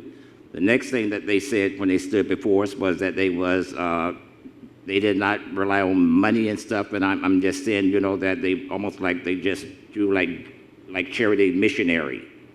Follow me. If you're a missionary, I'm trying to figure out how you all go to the bank and get a loan. I'm just saying, if you give all your money away, perhaps you could answer that, because I was kind of dumbfounded last time when you stood before us. These are questions that I'm going to be listening for tonight before I offer my recommendation to approve anything. I'm through with my comments. Okay, Mr. Mayor and CRA board members, my name is Vera Marie Verna. I'm here with two trustees from the Bride of Christ Church. It's 202 Northeast 11th Avenue. I also have here Robert Hill, the architect from HDA Design from West Palm Beach. We'd be happy to answer any of your questions. Do you want to say your questions again then? Yes, the first one is that you said that y'all was a missionary, okay, and that y'all give all your funds away. And I'm going to ask the question again. How would you all be able to go to the bank to secure a loan? And you had to secure a loan first to build your church. How did that come about? Explain that to me. Well, of course, all the loans with the bank, which I did secure the loan for them when they built the church and tore the old one down, was based on the income, which is audited by a CPA. An attorney had to present them to get the loan, and it was audited. So they had enough income to pay for the mortgage. They put some cash down. They have been there for 25 years, and they did not have a mortgage on the church that they're in. And they were able to complete the financing. We did have great builders, attorneys, CPAs, which we hired. So bills come first, sir, before we can give any money away. Thank you. But you said that they had cash left over, so I'm going back again. They didn't give all of it away. That's my point. Okay, no. Stay with me. Okay. I don't want to get upset. If I get upset, I'm going to vote no. I'll tell you how I'm going to vote. Okay, second of all, you said the last time, you said this, not me, I'm listening, that it will be opened up for members of their congregation. Will this be a community daycare center? I need to hear yes or no. It will be a public community center. It'll be a learning center rather than a daycare center. Thank you. The next thing is, in regards to the property being fenced off, will the fence be removed, and will the citizens be able to drive through if they have to drive through? I don't like the fence on MLK Boulevard. I'm just saying, I know they got it fenced off now because of the congregation. I can go along with that, but when we admit that we're going to put a building there, I'd like to know that there's going to be an access and an entrance. I'm just saying for them to utilize that. Yes, sir. we will remove the fence. Yeah, you know, you come into the community, you're already there. I want you to be a part of the community, not a hindrance in the community. Absolutely. Okay, I'm through with my questions. Thank you. Any other questions from the board? Vice Chair? Just kind of piggybacking on the comment about the public availability for it, if one of the intended purposes is for it to be used for daycare specifically for your congregants, how many seats will be available to the general public, the neighborhood, for people who live in the community to potentially access for their children to enroll? Well, we have estimated after a review of it's a small congregation of who might be available. Most of them do not live and work in Boynton, so they have their Fort Lauderdale, Hollywood daycares already. So we estimated 1 to 5 that might be working here in the area out of our small congregation that would need 2 to 4 to 5 year olds. So that's another, requirement. We are doing BBK, which is, the funded for Head Start. So we're really going to be a learning center. We're trying to do it very, very well, not just mediocre job. So how many proposed seats? 1 to 5, maybe 5. We don't know yet because 1 to 5 out of 40 seats, sir. That's what I'm saying. How many total children total can be seats enrolled? are 40. Okay. Yes. Yes, sir. Okay, thank you. And then let me ask the question. Only 5 is going to be opened up to the community? Is that what you just said? No, sir. What I was trying to say was maybe 1 to 5 in the church community might be taking advantage of it if they And so want to. 35 seats to the community. That's what I need to hear. We don't know that for sure. Probably 35. Okay, if you say it's 40, then probably 35. I don't know that for sure, sir. I Please wish I help to could know tell you. this. I'm just saying, I'm trying to convince myself, what we're doing. Sorry, I'm sorry. We went 40 open, and as my survey said, we needed 40 paying people. They usually have daycare where they live, which is Fort Lauderdale, Hollywood, North Palm Beach. So they usually work, parents usually work and drop off near their home. And so we don't have that many that can qualify for 2. We're a small congregation. So that's what we plan. I don't 40. understand your definition of small, because Yes. what is, we asked previously, how many members do you have attending on the weekends? 150. So 150, so we have 2 services. We have 2 days of the week where we have weekly services, but they are in the evening, so they will not affect the daycare. We're trying to stay open as late as possible for working singles. all right, Single Board mom. Member Romulus, yes. I just have a question in terms of the age range of the children that you'll be taking care of. Why was it selected only 2 to 4 year olds? Why not 6 weeks to 4 year olds? Well, after careful consideration that I interviewed 17 daycare centers, this is not a daycare center per se, it's a learning center. So when you add the government financing for Head Start, we are a learning center. And also, I want to tell you that the 6 weeks newborn to 2 years old, we require a lot more resources to do it correctly. A lot of those babies have died in our area, because I've been noticing that here and there. It requires a lot more. Now, I will tell you that among the 17 that I interviewed, some of them were doing for a very high price daycare for newborns. So I suggest that since we only need 40, we don't need 100, 200 like these people are doing in your area in their daycare. This is really not a daycare. It's a daycare learning center. Okay, thank because we do want to have Head Start. Thank you for the clarification. Yeah, Board Member McCray. Thank you. The gentleman that's standing there, sir, I probably need to be asking some of these questions of you because I think you know where I'm going with these questions. Can you come to the podium? Somebody. Okay, Claude. Okay, let me say it again. Okay, I'm just saying, the daycare center is going to have 40, you all are saying. But I'm just saying, if there's 35 from the community, will they be allowed to attend your facility that you're building? My name is Anons. Thank you. The answer is yes. Thank you. That's what I need to hear. All right. And then one of the things that I'd like to request is that we allow a reversionary clause so that if we sell you the property and you do something besides keeping it as as a learning center, whether it be for children or for adults, that we have the right to buy it back. What we are only going to be doing for daycare for children, not adults. Okay, so So, you mean a learning center, not a daycare? well, it's called early childhood development center, but it is daycare because we have 2-year-olds, 3-year-olds, 4-year-olds. So it does qualify for daycare. You have to have so many teachers for those students. You have to speak more into the microphone. Okay. So it's classified as a daycare for zoning purposes, but it's more than a daycare. It's a daycare learning center. And you're okay with the reversionary clause that if it does something besides a daycare? I don't have any problem with that. Do you all have a problem with the Yeah. reversionary clause? Agree with that. Come up here. Don't agree with that stipulation. Hold on, they want to hear it from you. Come up here. Well, the reason why you have that stipulation is because otherwise they can change their mind. Okay, Chair, I Yes. understand what you're saying, but here's the thing. They are proposing to purchase this property at fair market value. They're not asking for us to subsidize it or do anything else. So I believe once they purchase it, it is their discretion to do whatever they choose to deem fit. It's their property. So they are saying that they are building a children's service center. We are selling it. We are not coming at a loss for selling that property.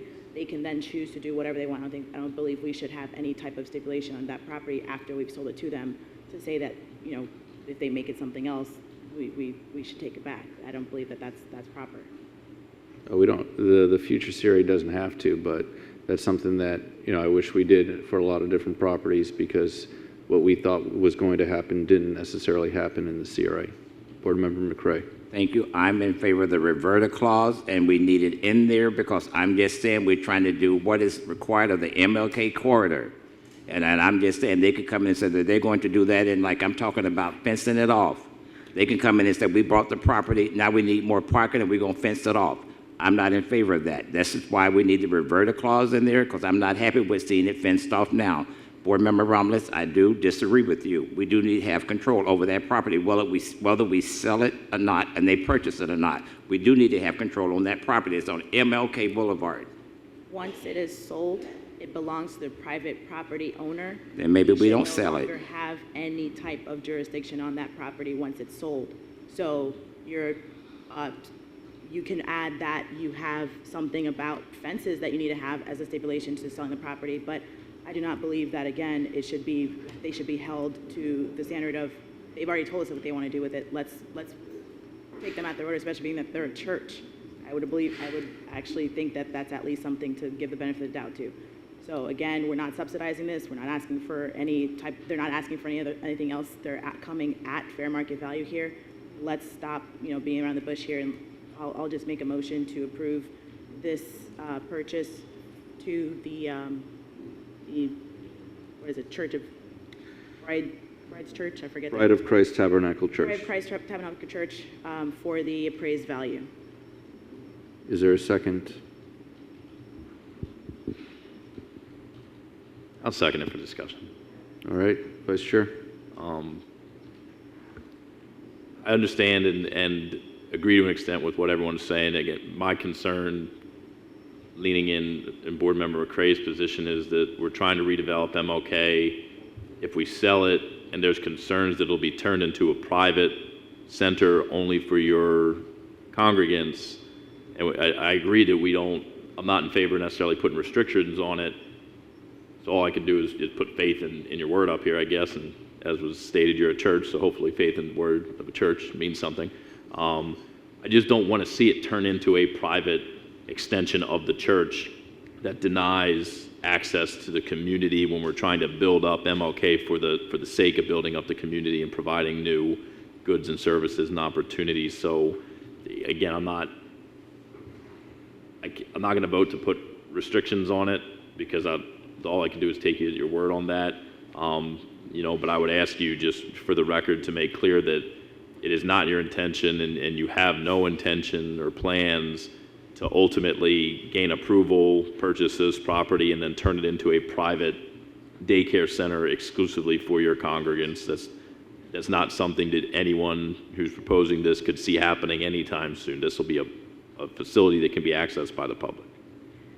Yes, and I submitted my report that I gave them, the feasibility study. It's impossible. If we don't make it public, we can't pay the bills because it's going to be very costly to build this, very costly.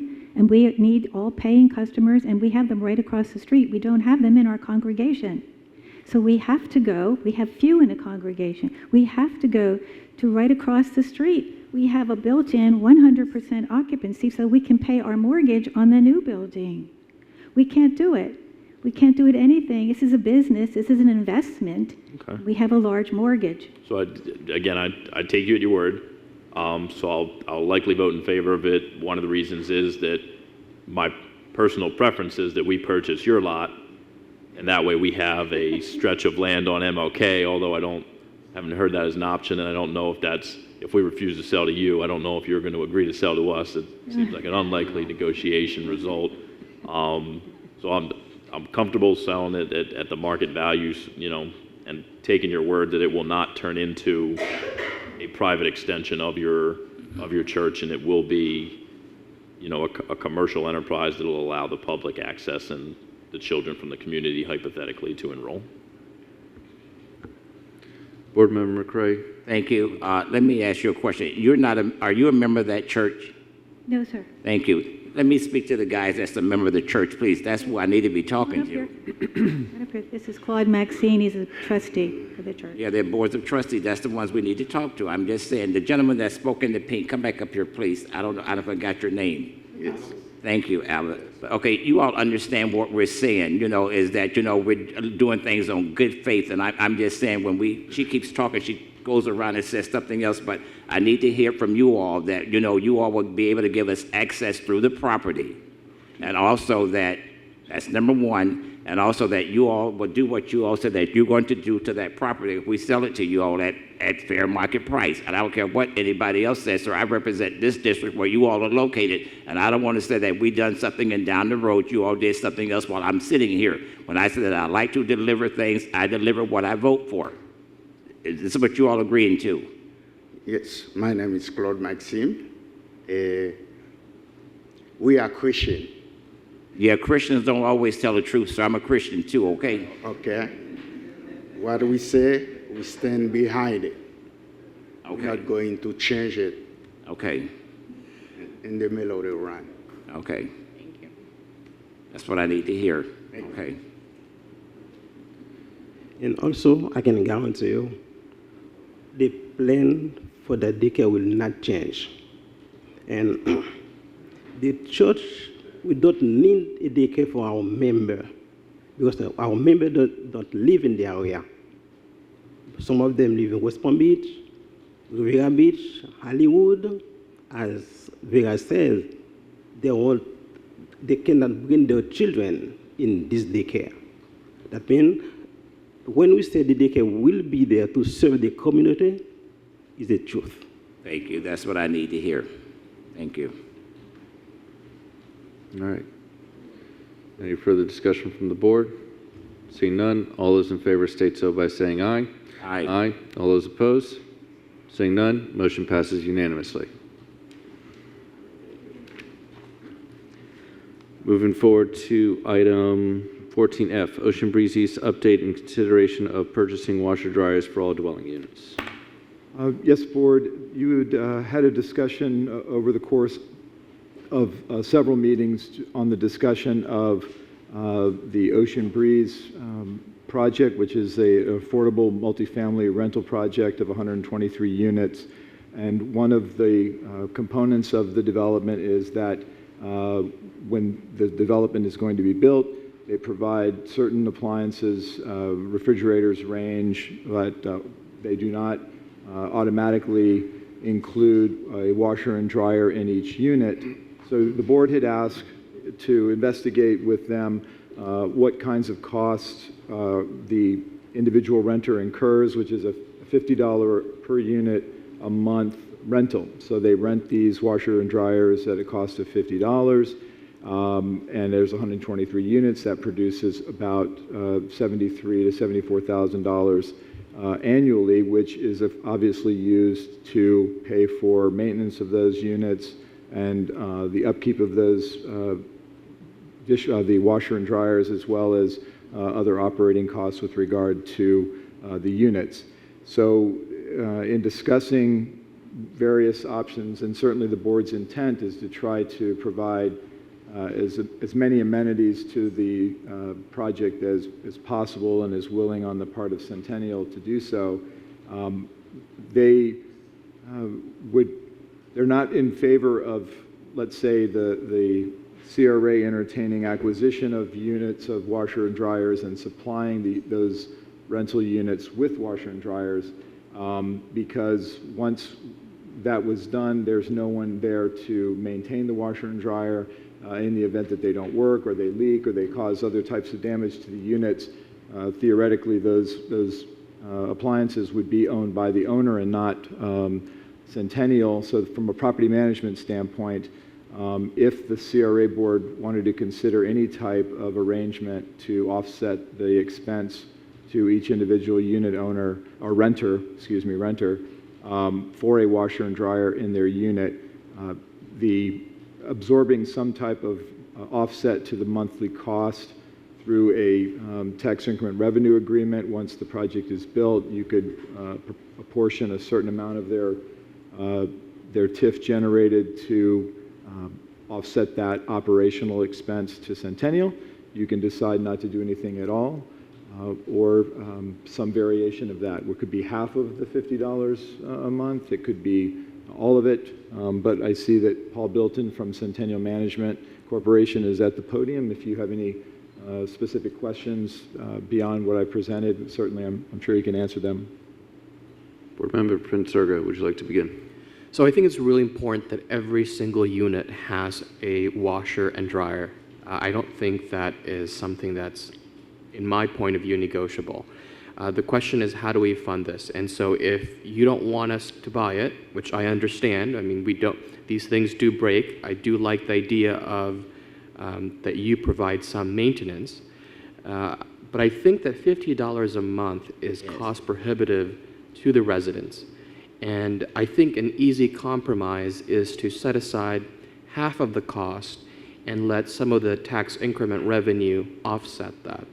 So this way, instead of charging the residents $50 a month, let's leave it at $25, and we will cover with the TIF and not through current funds that we have. Mm-hmm. Mm-hmm. I think that should be a reasonable compromise, and I don't think 25 is cost prohibitive. Yes, Board Member McCray, followed by Vice Chair. Thank you. Let me ask the question of Centennial. The units, will they have a space for a washer and dryer? Yes, first of all, good evening. Yes, I am Paul Boynton from Centennial Management. Yes, every unit will have the hookups ready to go. Well, thank you. My take is that, when they said $50 a month, that's $600 a year. And I'm just saying you can get washers and dryers. I'm just saying with a little bit more, and you could own them. I take as long as that they have a hookup. And I'm just saying, if the individuals who move in there want to buy a washer and dryer and they be responsible, I can go that route as long as they have a hookup for a washer and dryer. That's the way I'm going. We have found that similar communities with similar rent and income restrictions, that the $50 a month is very popular. It's not cost prohibitive. And certainly tenants could opt to go and rent elsewhere or buy their own or not. Do you let a tenant bring in their, let's say they had sold a house perhaps and they were moving and they had a unit, or a parent was changing theirs out. Do you allow tenants to bring in their own washer and dryer, or is it kind of yours or nothing else? Is that an option? Yes, they can bring in their own. Okay, very good. We plan on most of the units being provided with washer dryers because that is what the demand typically dictates, but we would not stop somebody from bringing in their own, whether it be an old one or buying a new one. And with your other units, the 3,000 plus units that you rent now currently in this market and others, in this market particularly, do most of your tenants, or what percentage would you say rents the unit, the washer and dryer from you?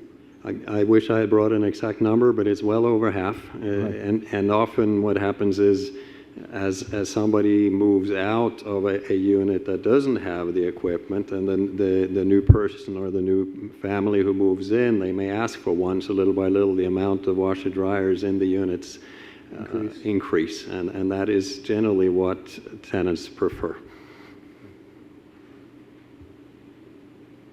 Yes, Vice Chair.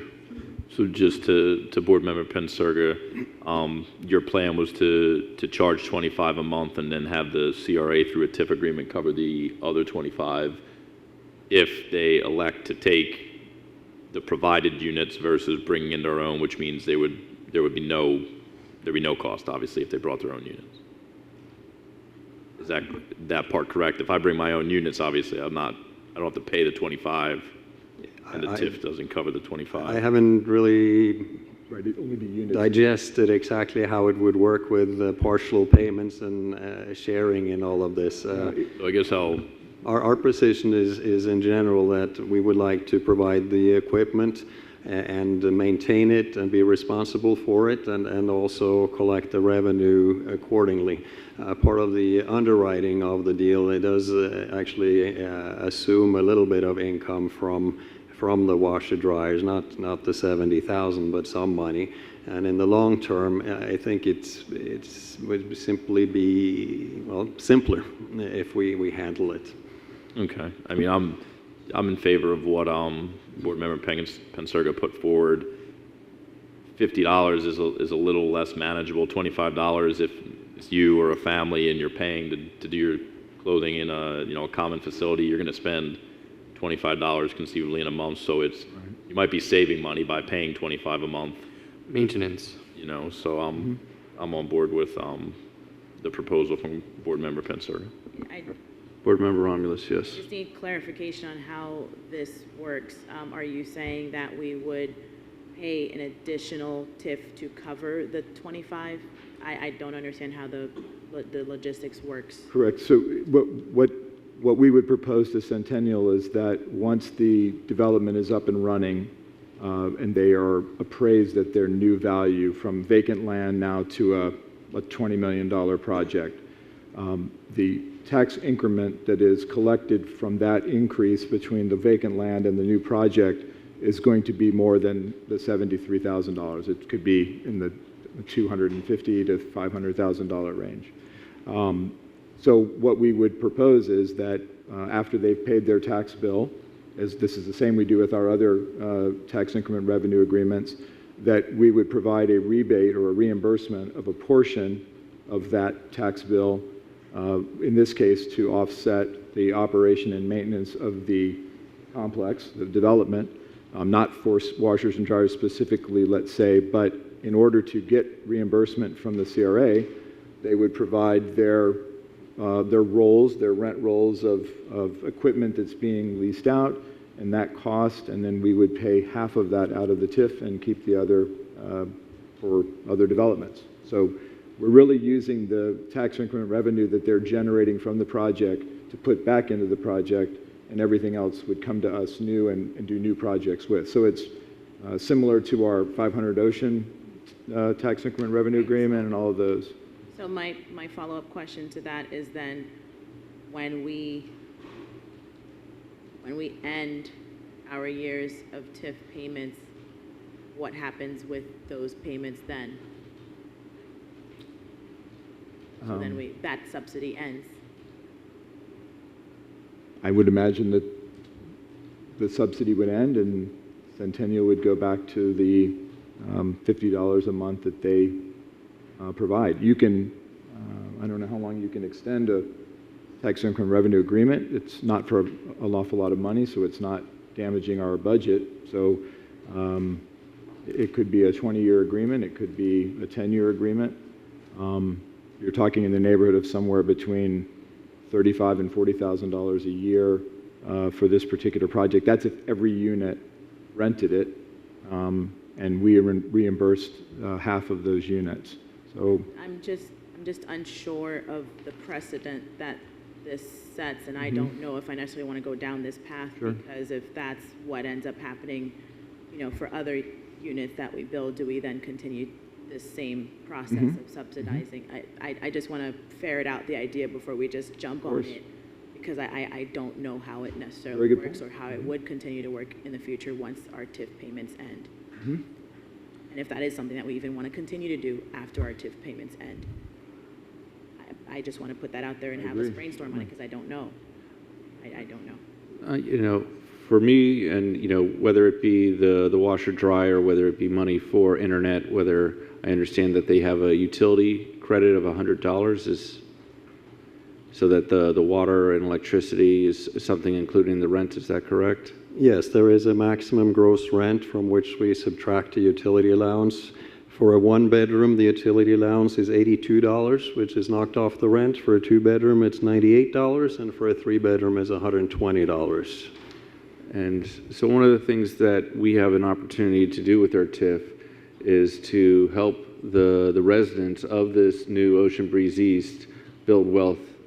And so that's kind of why we want to help subsidize them, whether it be through washer dryers or the internet or some other mechanism that we can help use Centennial so that we can help transfer wealth rather than the CRA collecting tax dollars from them through Centennial, that we can give something back to them so that hopefully they're saving money in the savings account so that they can end up having enough money to pay for a down payment and buy their own property.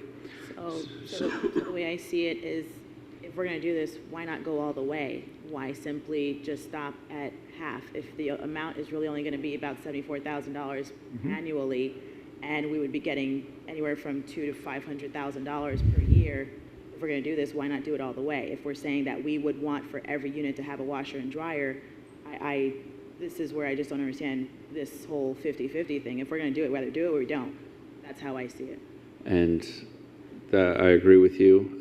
The other question is that, is Centennial willing us to buy the first model of the washer dryers and, deal with that, and maybe we come back in 4 or 5 years. The issue with having the rental program, do you have a third party supplier, or does Centennial buy all of the equipment and then use their own warranty? We buy it outright and own it. And so if someone buys it, they're going to hopefully stay there for the year. So by the end of 2 years, you have the equipment paid for, and anything after that is more or less profit, correct? Yes, minus maintenance and what have you, yes. And that some equipment breaks down and under warranty. And that's kind of it, is that this is something that, hopefully we can work with Centennial and saying, hey, we want to, buy the first round of it. And the reason why we're doing that is that, that way everybody doesn't have to increase their rent to have a washer and dryer. It's something that, we can do for the first, 5 years and see how this program works out, and see if Centennial says, hey, you know what? We've made this amount of money off of the program. We don't necessarily, we can offer it free or at a reduced rate in the future. So, I'd like a motion to approve the $50 for 5 years for all the units. Board Member Romulus. What I'll simply add to that is that, we've been fortunate with this project. I believe, is this the project that we only had to allocate $500,000 to? Correct, 567, 500. So we as a board, we as a CRA organization, we've only had to allocate only $500,000 to actually make this project feasible.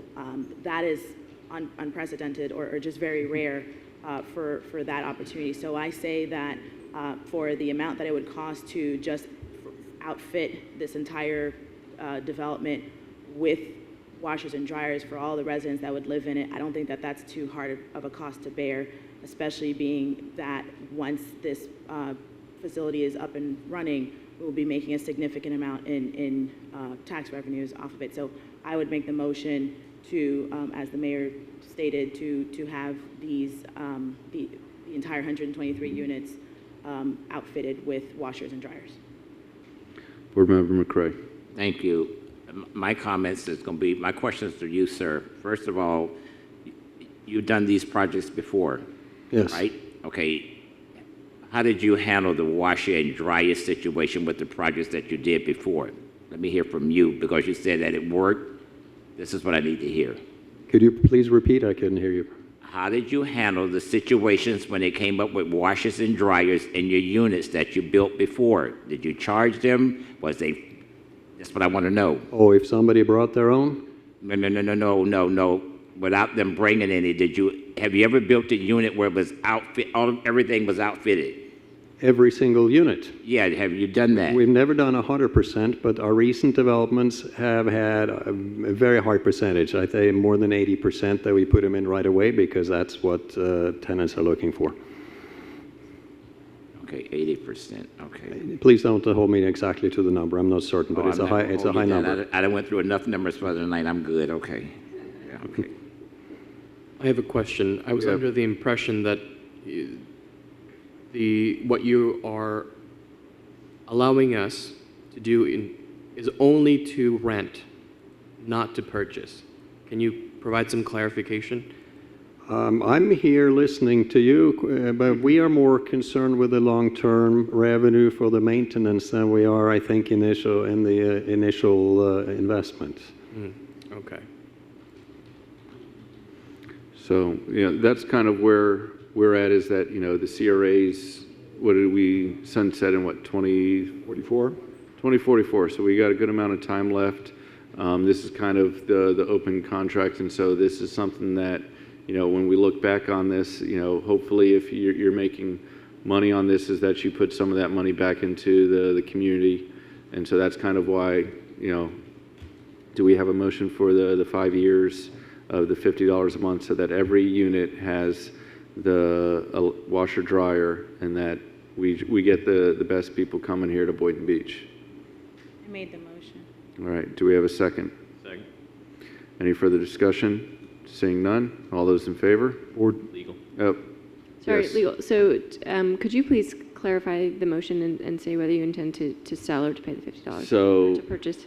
Mayor, let me just clarify because I just want to make sure I understand. What are you saying in terms of the 5 years, $50 per unit? I thought we were simply just going to purchase and outfit all the units with washers and dryers. There's annual maintenance assessments. So yeah, The $50 is for maintenance. No. Correct. Per unit.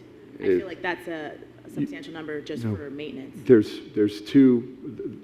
First of all, Centennial is under no obligation to enter into an agreement with you for this. So you are proposing to Centennial a way to help their tenants and your community. They own the property, they own the project, they don't need any funding other than one you've obligated yourself for. You as a board have come up with a way to try to help make this project more affordable and to provide additional amenities to the tenants within your community, which is admirable. What this discussion is this evening is, what options would you like to propose to Centennial to consider if they were going to agree to your admirable mission is to provide them with a full array or the typical set of appliances that a market rate apartment may or may not have, but we'll assume that a market rate at a $2,500 a month apartment would have a washer and dryer in there.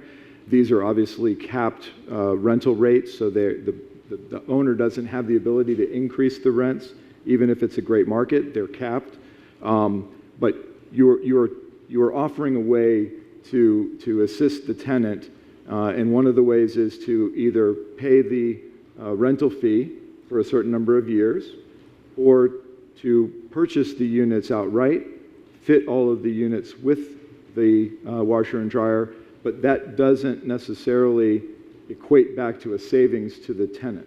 You understand what I mean? There's if they break, they're not responsible for them, so we would be, or the tenant would be. So to get to the point, are you saying that it's a better motion to just do it for 5 years for $50 a month? I mean, if your comment was that 5 years didn't seem like a very long time to establish this affordability, and I think there was an idea. I don't agree with the $25 and halving the TIF income. I said just do it or do nothing or do it all the way. That's what the comment was. So then if you propose to them that you're going to buy all the units for outfitting, you need to know what kind of savings that's going to provide to the long-term savings to the tenant. So if they're in there and they will allow you to do that and not collect the income that is coming from that rent, which they have stated in their email to us as vital to their overall performance of the project and the rent and the income that's coming in, that pro forma, that income stream. I don't know that they will accept alternative number one, which would be to buy 123 washers and dryers, put them in the units and say, thank you so much. We've just helped the $50 a month cost, because now they don't have it. But Centennial has to agree to you doing that, and we'd probably want some assurance that it's going to stay there and that nobody ever has to rent them again if they'll allow that to happen. So I think you're kind of coming up with several options to propose to. The situation is that, we're paying for a washer dryer if someone's not in there as well. Is sort of something that, we kind of would want with our TIF, saying, hey, here's the numbers for, the past year that says we filled up, over 95% of the people and everybody used their washer and dryer. And that's kind of it, is that, I don't necessarily know for legal if we can say a flat rate amount, or do we need to have a percentage of TIF? Because so I would suggest that if you do this, what you do is you make an offer to discuss with Centennial the possibility of TIF funding that is contingent on there being a washer and dryer in every unit that is free for all of the tenants to use, and that in order to receive the TIF, they need to provide you annual backup as to the number of units that have a functional washer and dryer. all right, Vice Chair, then Commissioner Board Member Pinsurga. Right. So I think that summed up my position, is to ask CRA staff to engage Centennial in a discussion to ascertain the cost of putting the washers and dryers in the units and the necessary annual TIF to cover the fees that tenants otherwise would have paid. All right. Board Member Pinsurga. That makes sense? So then should I just amend my motion to direct staff to negotiate with Centennial regarding this matter and come back to us?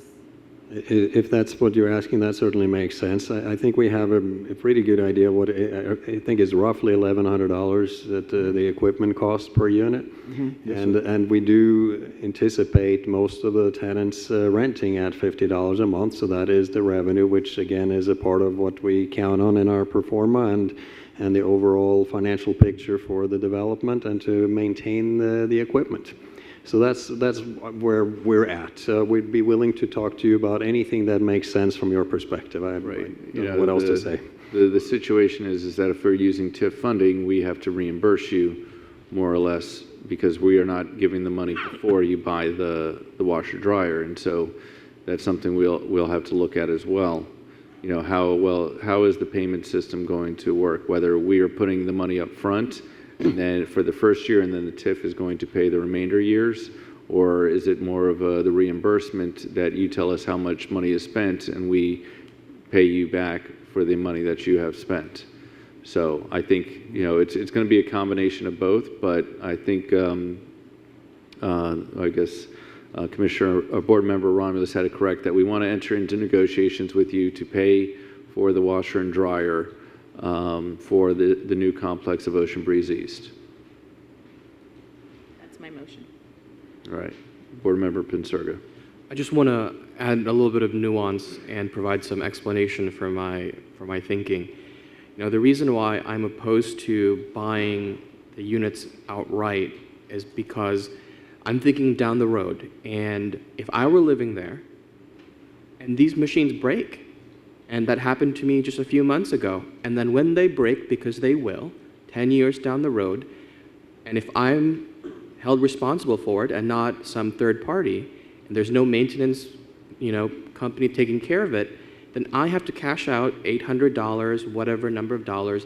That's a burden I don't want to put on the residents. So by doing a rent model that comes with maintenance, this way nobody ever gets to be shocked with the cost when these things break, because they will. So I just wanted to add my 2 cents on that, and I'll call it a day. All right. I don't disagree with you, Board Member Pinsurga, and I believe that's also why I mentioned that as staff goes into negotiation, we talk about the price of maintenance included within this fee, because that is important to have maintenance. When you're in an apartment, it doesn't belong to you, so sometimes people don't necessarily care for things as much as they would if they owned it. So maintenance is pertinent, absolutely imperative to making this a successful project. So that's definitely going to be included. That does not go unnoticed. I think that we need to have ownership of the equipment and be responsible for maintaining it. And then if there, any financial model to be worked out, that should be what is to be discussed from my perspective. All right. Did we get a second for the motion? Second, and again, just for clarification, we're asking staff and Centennial to bring back details on an arrangement to put the washers and dryers in the units and then ascertain an annual cost that TIF would cover. Mm-hmm. Correct. Okay. All right. All those in favor state so by saying aye. Aye. All those opposed, motion passes unanimously. Thank you again. Great. Thank you, board. All right. Moving on to... Do you have any further comment? No, I thought there were a couple of other items you wanted to talk about for Ocean Breeze, but if not, then... Oh, do you have other comments regarding Ocean Breeze East? Yeah, he's the next item. Oh, there was some... For the MLK Corridor ILA, the next item. Yeah, consideration of an interlocal agreement with the City of Boynton Beach for the funding of the MLK Junior Corridor Redevelopment Project with Centennial Management Corporation. Michael? Yes, Board. This is similar to the Ocean Breeze project. We have entered into agreement with Centennial to redevelop the CRA-owned properties and any additional properties they're able to purchase into a mixed-use project with a minimum of 124 affordable multifamily rental units. And we have provided them with the opportunity and direction to apply for both the 9% low-income housing tax credit program as well as the sale program, provided that the project meets the qualifications of both of those program guidelines. In this particular case, Centennial is preparing their application for submittal to Tallahassee and the Florida Housing Finance Corporation for their 9% low-income housing tax credit funding. And as part of that, you may remember that there are certain forms that the application requires to be filled out by the city, zoning and utilities and other things that are in place at the site, as well as the opportunity for the local municipality to provide a local government commitment and match of financial assistance. In this particular year, the local government match contribution is $625,750. We are not a municipality, as you know, so we have to ask the City Commission to enter into or to sign off on the local government match form and pay for the local government match if indeed Centennial is again fortunate enough to win the funding or be selected for the funding, in which case we would then reimburse the city for their contribution to the project of the $625,750. So the item before you is to agree to enter into an ILA with the city for that funding, and then that item will go before the City Commission at their September 17th meeting, in which the City Commission will approve and decide to enter into and sign off on the local government match form as well as the ILA. All right. May I have a motion to approve? So moved. Second. Any discussion from the board? Seeing none? All right. All those in favor state so by saying aye. Aye. All those opposed?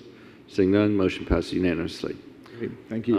But before you go, as you can see, the next item is regarding the Family Dollar, which is right next to the MLK corridor development. And if and when the CRA board purchases it, I'd like to, if and when. And when. Okay. Yeah. I didn't hear if. Yeah. When. And when. To have negotiations, because this may be able to change the outlook and design of your project because of not having your project go against this parking lot, but changing it around so that the parking lot continues with the project. So I just want to, I don't know if you're staying for this item or not, so I just wanted to mention that. No, we have been advised that you are considering purchasing that. and we are interested in talking about that. I think right now, based on the time frame, the application deadline for the current cycle for 9% is November the 7th, and there's obviously a fair amount of paperwork and such that has to be done first. So our application to Florida Housing this cycle will be for the 123 units, but if we can keep in mind that that is there to expand on it, that is certainly something we'd like to talk to you about. And we also do have not this site, but some of the sites that we discussed previously as a part of this development with Loran Group. We have, they're just basically waiting for a finalization on our agreement with you. They already have our contract, and we have a verbal understanding to acquire their lots to make that a part of what we're doing. Right. So, and we're always interested in doing more, so by all means. Sir, this will not impede you doing your project. If I was you, I would be seated and listen. This will not impede you doing your project. Find out what we're going to say about this project, and then you know if you want to be a part of it. I'm just saying, listen at the discussion. I'm just saying, unless you got to rush home. No, again, we intend to proceed with what we have so far, regardless, and then anything that can be done to add to that have to be considered secondarily. But we are interested. Okay. All right. Thank you. Moving on to item 14H, consideration of a purchase and sale agreement for the property located at 100 East Martin Luther King Jr. Boulevard, formerly known as Family Dollar. Just Board, the CRA Board approved the issuance of a letter of interest to the current owner of the Family Dollar property for acquisition of that parcel at a price not to exceed $1.2 million. And the CRA taking ownership, provided that they could negotiate a lease termination with the current tenant, which is Family Dollar. The letter of interest was submitted to the owner of the property, who also agreed to the terms that were presented to them and have signed the letter of interest.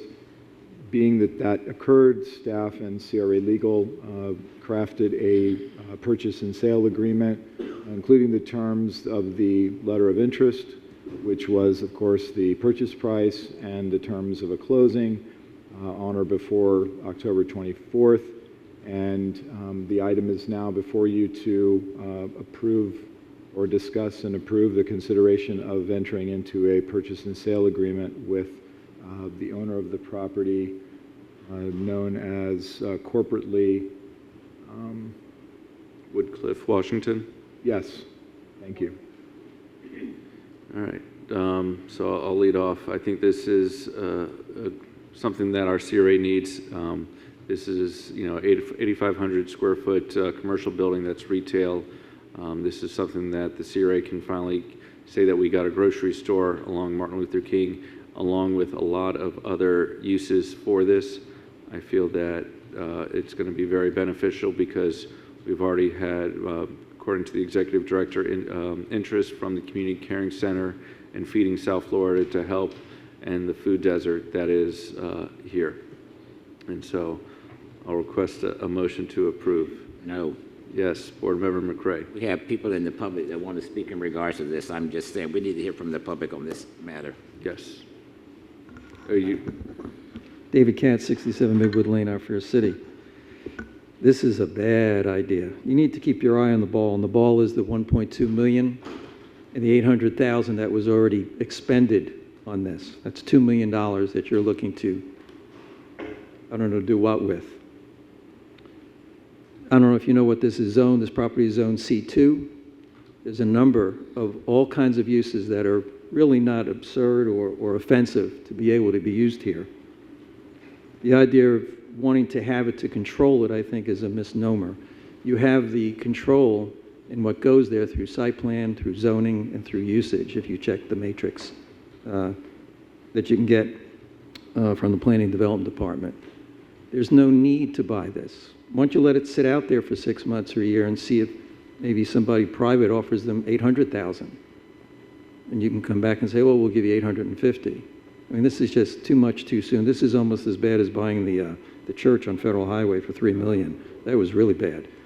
But and also this property, if it stays private, is paying $41,000 a year in taxes. You're going to take it off the tax roll. You're going to take it off the tax roll.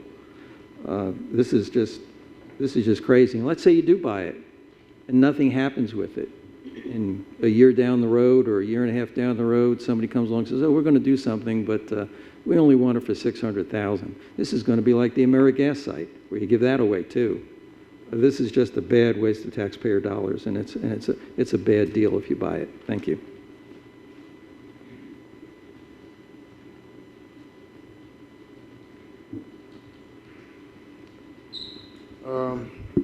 How you doing, Torio? I'm Boynton Crown, 407 Northeast 17th Avenue. I would love us to have something, immediately, because, a store. It's a food desert over here.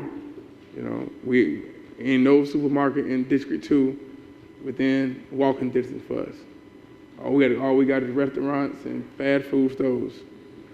Mom's and pop's house who's selling the food out the house or whatever. But we like fresh tomatoes. We like bananas. We like apples. We can't get that we can't go to Clipper store and get no fresh apple. That's odd. You know what I'm saying? So I feel with all them square feet you say y'all got, 8,900 feet, that'd be a good market for us. Thank you.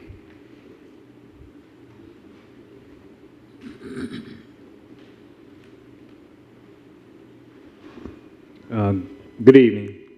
My name is Brother Victor Norfus. Live at 225 Northwest 6th Avenue, Boynton Beach. I just moved back here recently. As far as the Family Dollar, I feel that you failed the community in the fact that the Family Dollar failed. I don't believe that you need to have a rush to go out and purchase the building because you failed us. Okay? There is a economic value to that building, but if you go out, you buy it, spend $1.2 million, as the other gentleman said, there was a $800,000, that's $2 million, and we haven't gotten anything from it. Okay? There were reasons why it failed. There are a lot of reasons with theft and maybe some mismanagement, but it has nothing to do with the CRA going out and buying it and you're going to management. And I haven't heard anybody say exactly what plan you have if you purchase it. I wouldn't go out and buy a car if I don't have a driver's license and I have nowhere to go. So you would not go out and purchase a building, you have no planned use for it, and you have nobody to go into it. One of the things that I thought myself was that if you could work with the owners of it to get it someone that would be able to lease the building and not necessarily we buy it and we go out and we find somebody to lease the building, that would be a better start. Don't be in such a rush to purchase a failed business or to purchase a building of a failed business. The business failed. There was a reason why it failed. It had nothing to do with the CRA. You do not need to go out and spend the money that should be spent within the community. There are a lot of other things that we can utilize those funds for a lot less money. There are a lot of other ways we can get that building filled with viable businesses other than spending $1.2 million for that. So basically I'm recommending or suggesting or asking or pleading or however you want to put it, do not buy this building. First come up with a plan. First come up with some idea of what type of business that can go in there and find out if those businesses can lease it currently from the current owner before you go out and say, well, we're going to do all this and we're going to find somebody and or we'll just tear it down and give it away to somebody else so that we can see if they will succeed. The whole purpose was to bring a grocery store to the area. That my understanding was so that we could get some federal funds to develop the area. Well, now we do not have that. And that really wasn't a grocery store, okay? There were a lot of food in there, but that really was not a grocery store. The community needs a grocery store. A lot of people say it should be on Martin Luther King Boulevard. I think it should be within the area. It doesn't necessarily have to be on Martin Luther King Boulevard. A grocery store can be on Federal Highway, a grocery store can be on Seacrest within the area. That can be utilized for some other purpose. Thank you.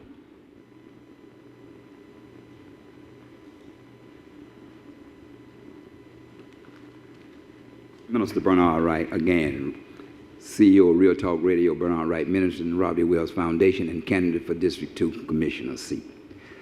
I don't think you should spend now a dime. You spent too much money of our money already in buying the $3 million church I'm really dissatisfied about, although we do have the city hall functioning there at this time, the city library.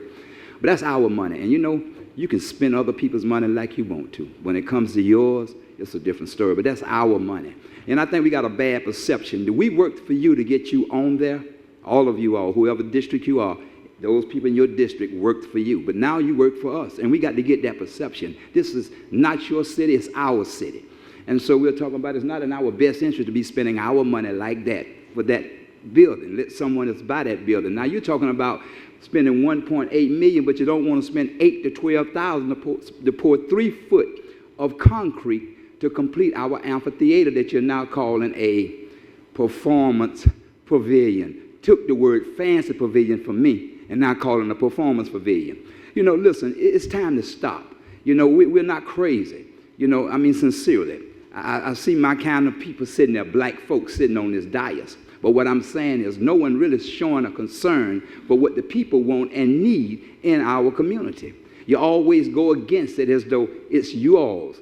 I come up in voice. Boynton Strong come up in voice. We voicing for our people. People who are not right now occupying those seats. But we get petitions to get their signatures and addresses because for whatever the reason they don't come down here.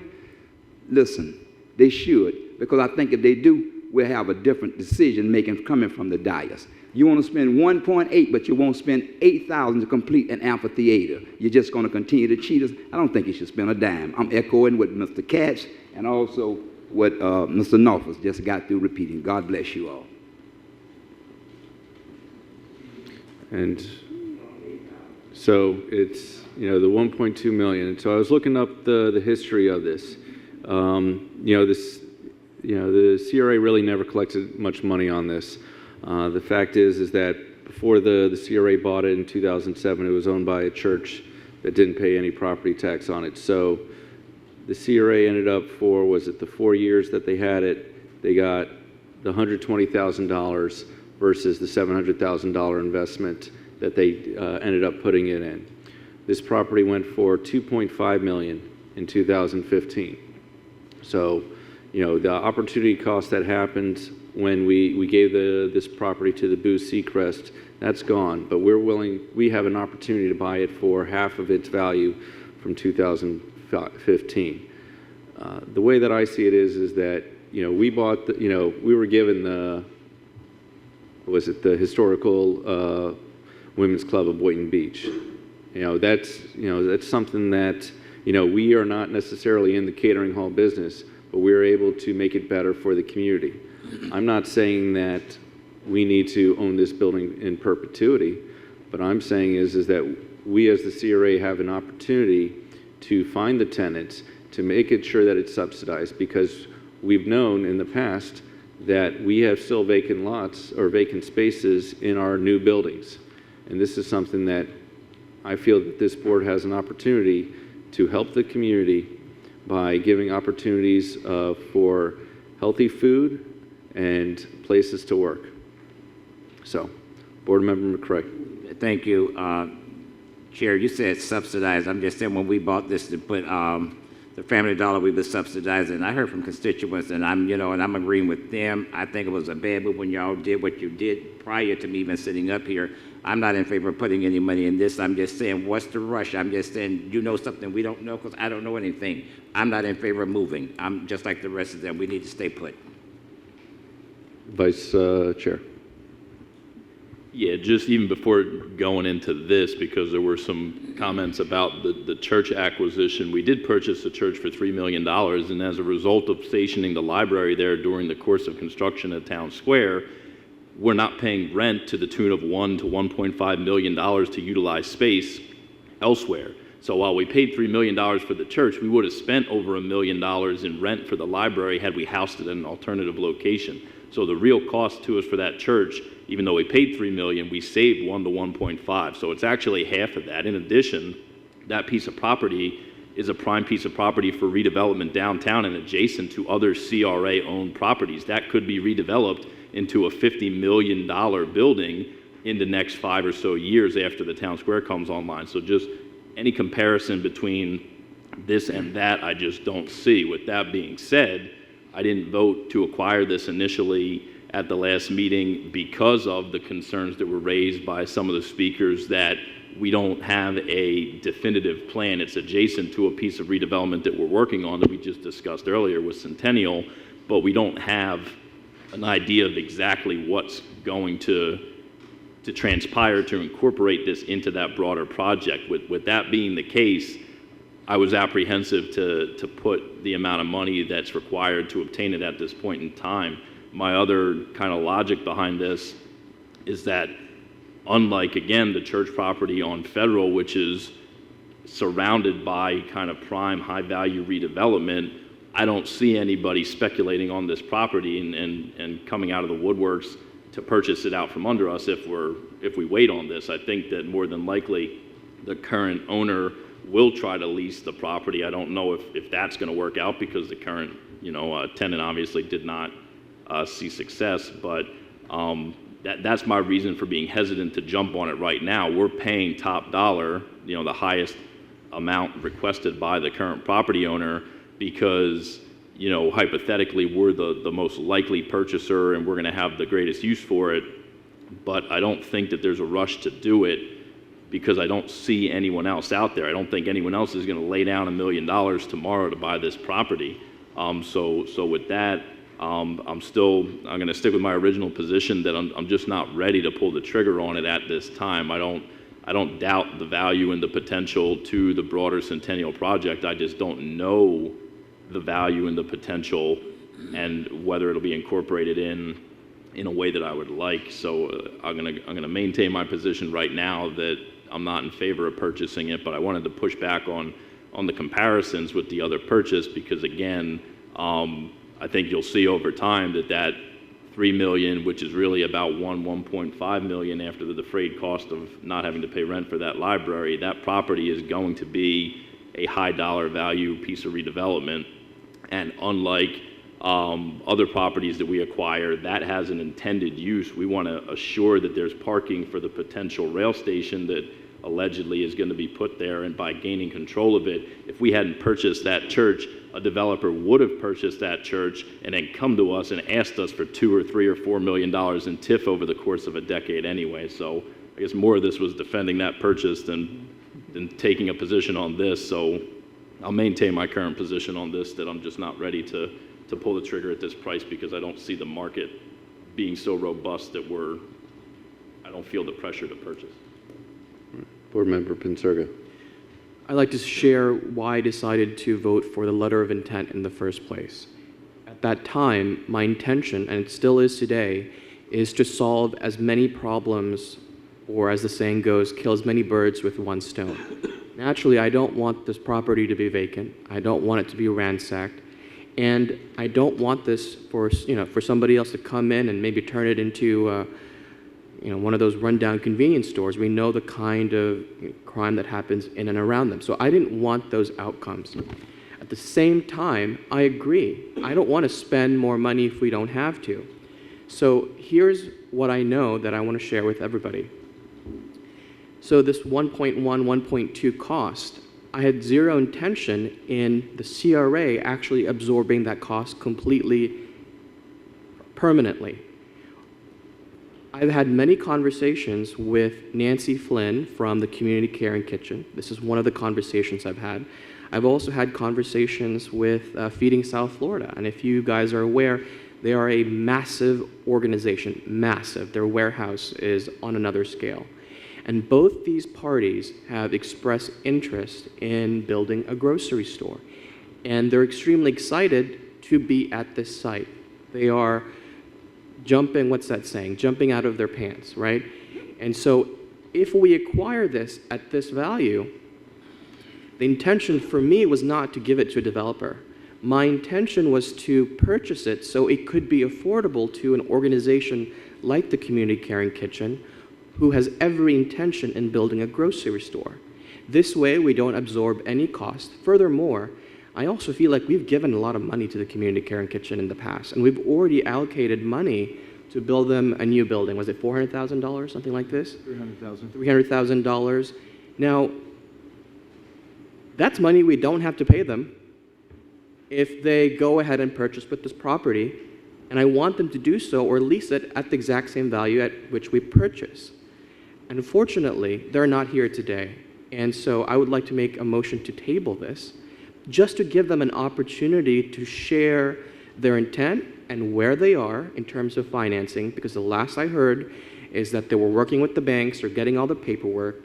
And again, what I see with this is that we're killing many birds with one stone. We're not leaving it vacant. We're going to solve the food desert problem, and we're not going to absorb the cost, and that's money we no longer have to pay. So there's a net savings in building them a new building. So I thought that was a win-win, but again, that presumes that they are going to go through with their funding. So I'm also not ready to pull the trigger today because they're not here, and they're not here to give me us an update of where they are with financing. But if they are able to purchase at the price that we purchase, or at least a difference that's no greater than the value of the money that we would have already given them to buy a new building, hey, it's a net savings.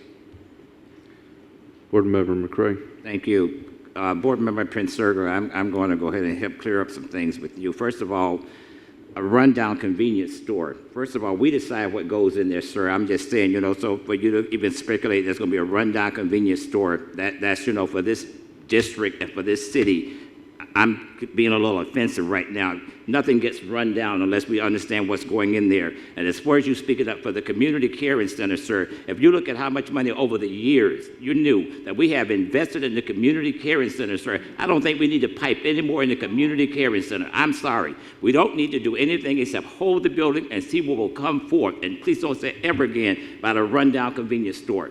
Please. I meant no offense, sir. Thank you. My intent was simply that... Your intent was what you said, and I'm through with it. Okay, let it go. All right. All right. So we have one motion to table. The way that I... Second. All right. So, any further discussion from the board?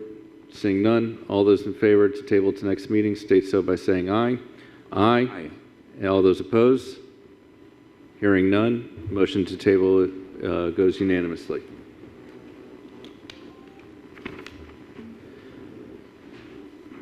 Moving on to item 15A, approval of waiver and commercial rent reimbursement grant program in the amount of $15,000 for Boca Babes OBGYN LLC located in Marina Village at 625 Casa Loma Boulevard, Suite K.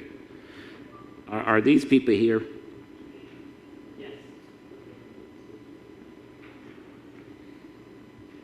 So why is there a waiver? The request, and I'm sure that the owner of the practice would do this better service, but essentially there's a requirement that the entity applying for the grant signs off on the grant. And in this particular case, there is a dual entity between the owner and the physician and another entity that is kind of a title server of the entity.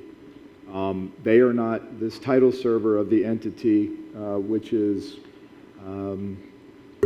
name of that entity? Florida Women Care? Florida Women Care. Is not investing any money into the project. They are not writing the checks for the project. They are not guaranteeing the project. In fact, those that are here this evening to speak to you, but they're essentially two separate organizations. And the waiver would be that we allow for the signature who is the guarantor, which is the physician, and the property owner, which you are the property owner, not Florida Women's Care.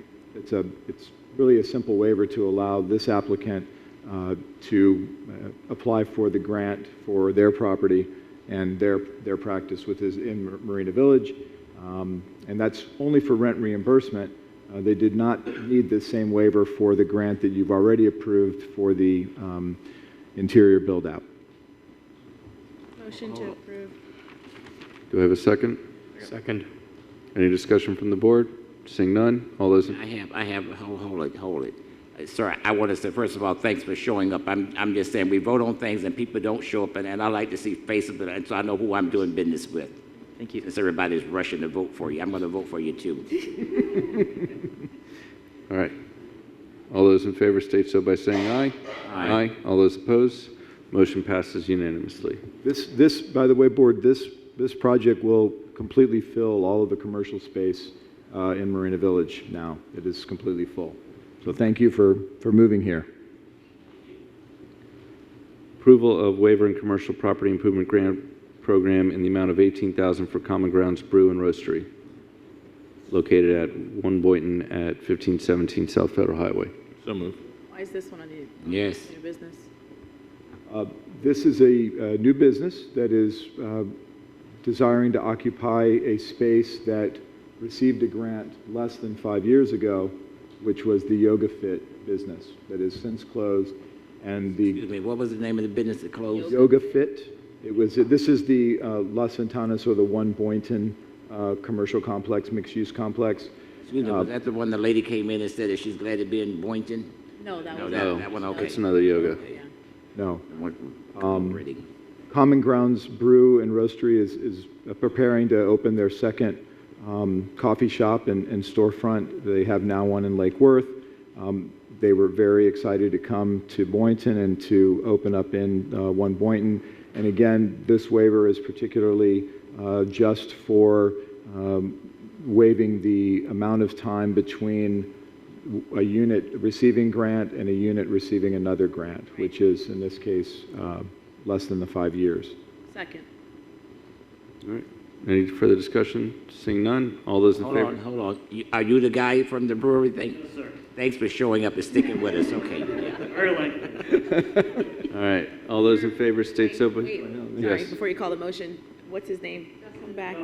Oh. Justin, I read about you in the paper. I'm excited to have you here. That's really cool. Really stoked that you are opening your second location here in Boynton Beach, also in District 3. Whoop, whoop. Oh, yeah. So I'll come It's see still you. Boynton. Whoop, whoop. Yes, it's still Boynton. Very excited. I live here in Boynton. Yeah, I saw that. I'm happy to have a business here now. Awesome. We'll come Great. see you. That's wonderful. All right. All those in favor state so by saying aye. Aye. Any opposed? Hearing none, motion passes unanimously. Consideration of the purchase and sale agreement for the property located at 1001 North Railroad Avenue. Yes, sir. This is a purchase and sale agreement negotiated over several months, if not years, with this owner of the property located adjacent to 3 lots that the CRA owns. This lot that you are deciding tonight whether to acquire is at the corner of Northeast 9th Avenue and North Railroad Avenue, which is at the eastern block of the MLK corridor. It is within the area of our Northeast 3rd Street roadway improvement project, as we intend to do improvements going to Railroad. Right now, the property is vacant, single-family wooden structure. There is not owner-occupied. It is not homesteaded. It is really just sitting there, kind of gathering dust. I think we've negotiated a price with the seller down from other values to $75,000 that's acceptable to him. The appraiser valued the property at $62,000. Michael, who's the seller? The name is Marcus Spence. Marcus Spence. And they have no intention of improving the property or developing it in any way. I don't know Mr. Spence. Okay. Motion to approve. Second. Any further Discussion. Yep. Is this, just looking at the map here, is it near, it's on 9th, so it's next to our fleet, our solid It's waste? across the street. It's across, it's Heady that corner property that's across the from street? a Head Start and... Yeah, I know exactly where this is. Yeah, that needs to go. Okay. Let's go. All right. All those in favor state so by saying aye. Aye. Any opposed? Hearing none, motion passes unanimously. Last item, consideration of broker of record contract for property and casualty insurance with Plastridge Agency, Inc. Motion to approve. Second. Any discussion I have is that this doesn't cover us for cybersecurity. I want to know if the board would like to look into having any insurance for cybersecurity for the CRA. Who is our IT firm currently? Is it the city? City? Yes. And I would trust that aren't we within the city's jurisdiction? That's what I was going to say. I can verify that for you for the next meeting, but I understand that we're part of we are paying them to manage our system, so I'm hoping that they're giving us the same level of service they're giving the city. All right. But I can certainly verify that for you. Okay. All those in favor state so by saying aye. Aye. All those opposed? Motion passed unanimously. Yeah.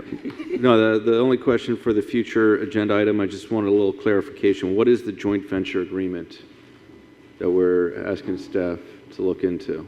So I just haven't had time to bring back that information, but I can work on that and bring that back at the November meeting. Give me time. Okay, bring it back in November? Yeah. Thank you. All right, motion to adjourn? All right. Please adjourn. Thank you, board. Very good meeting.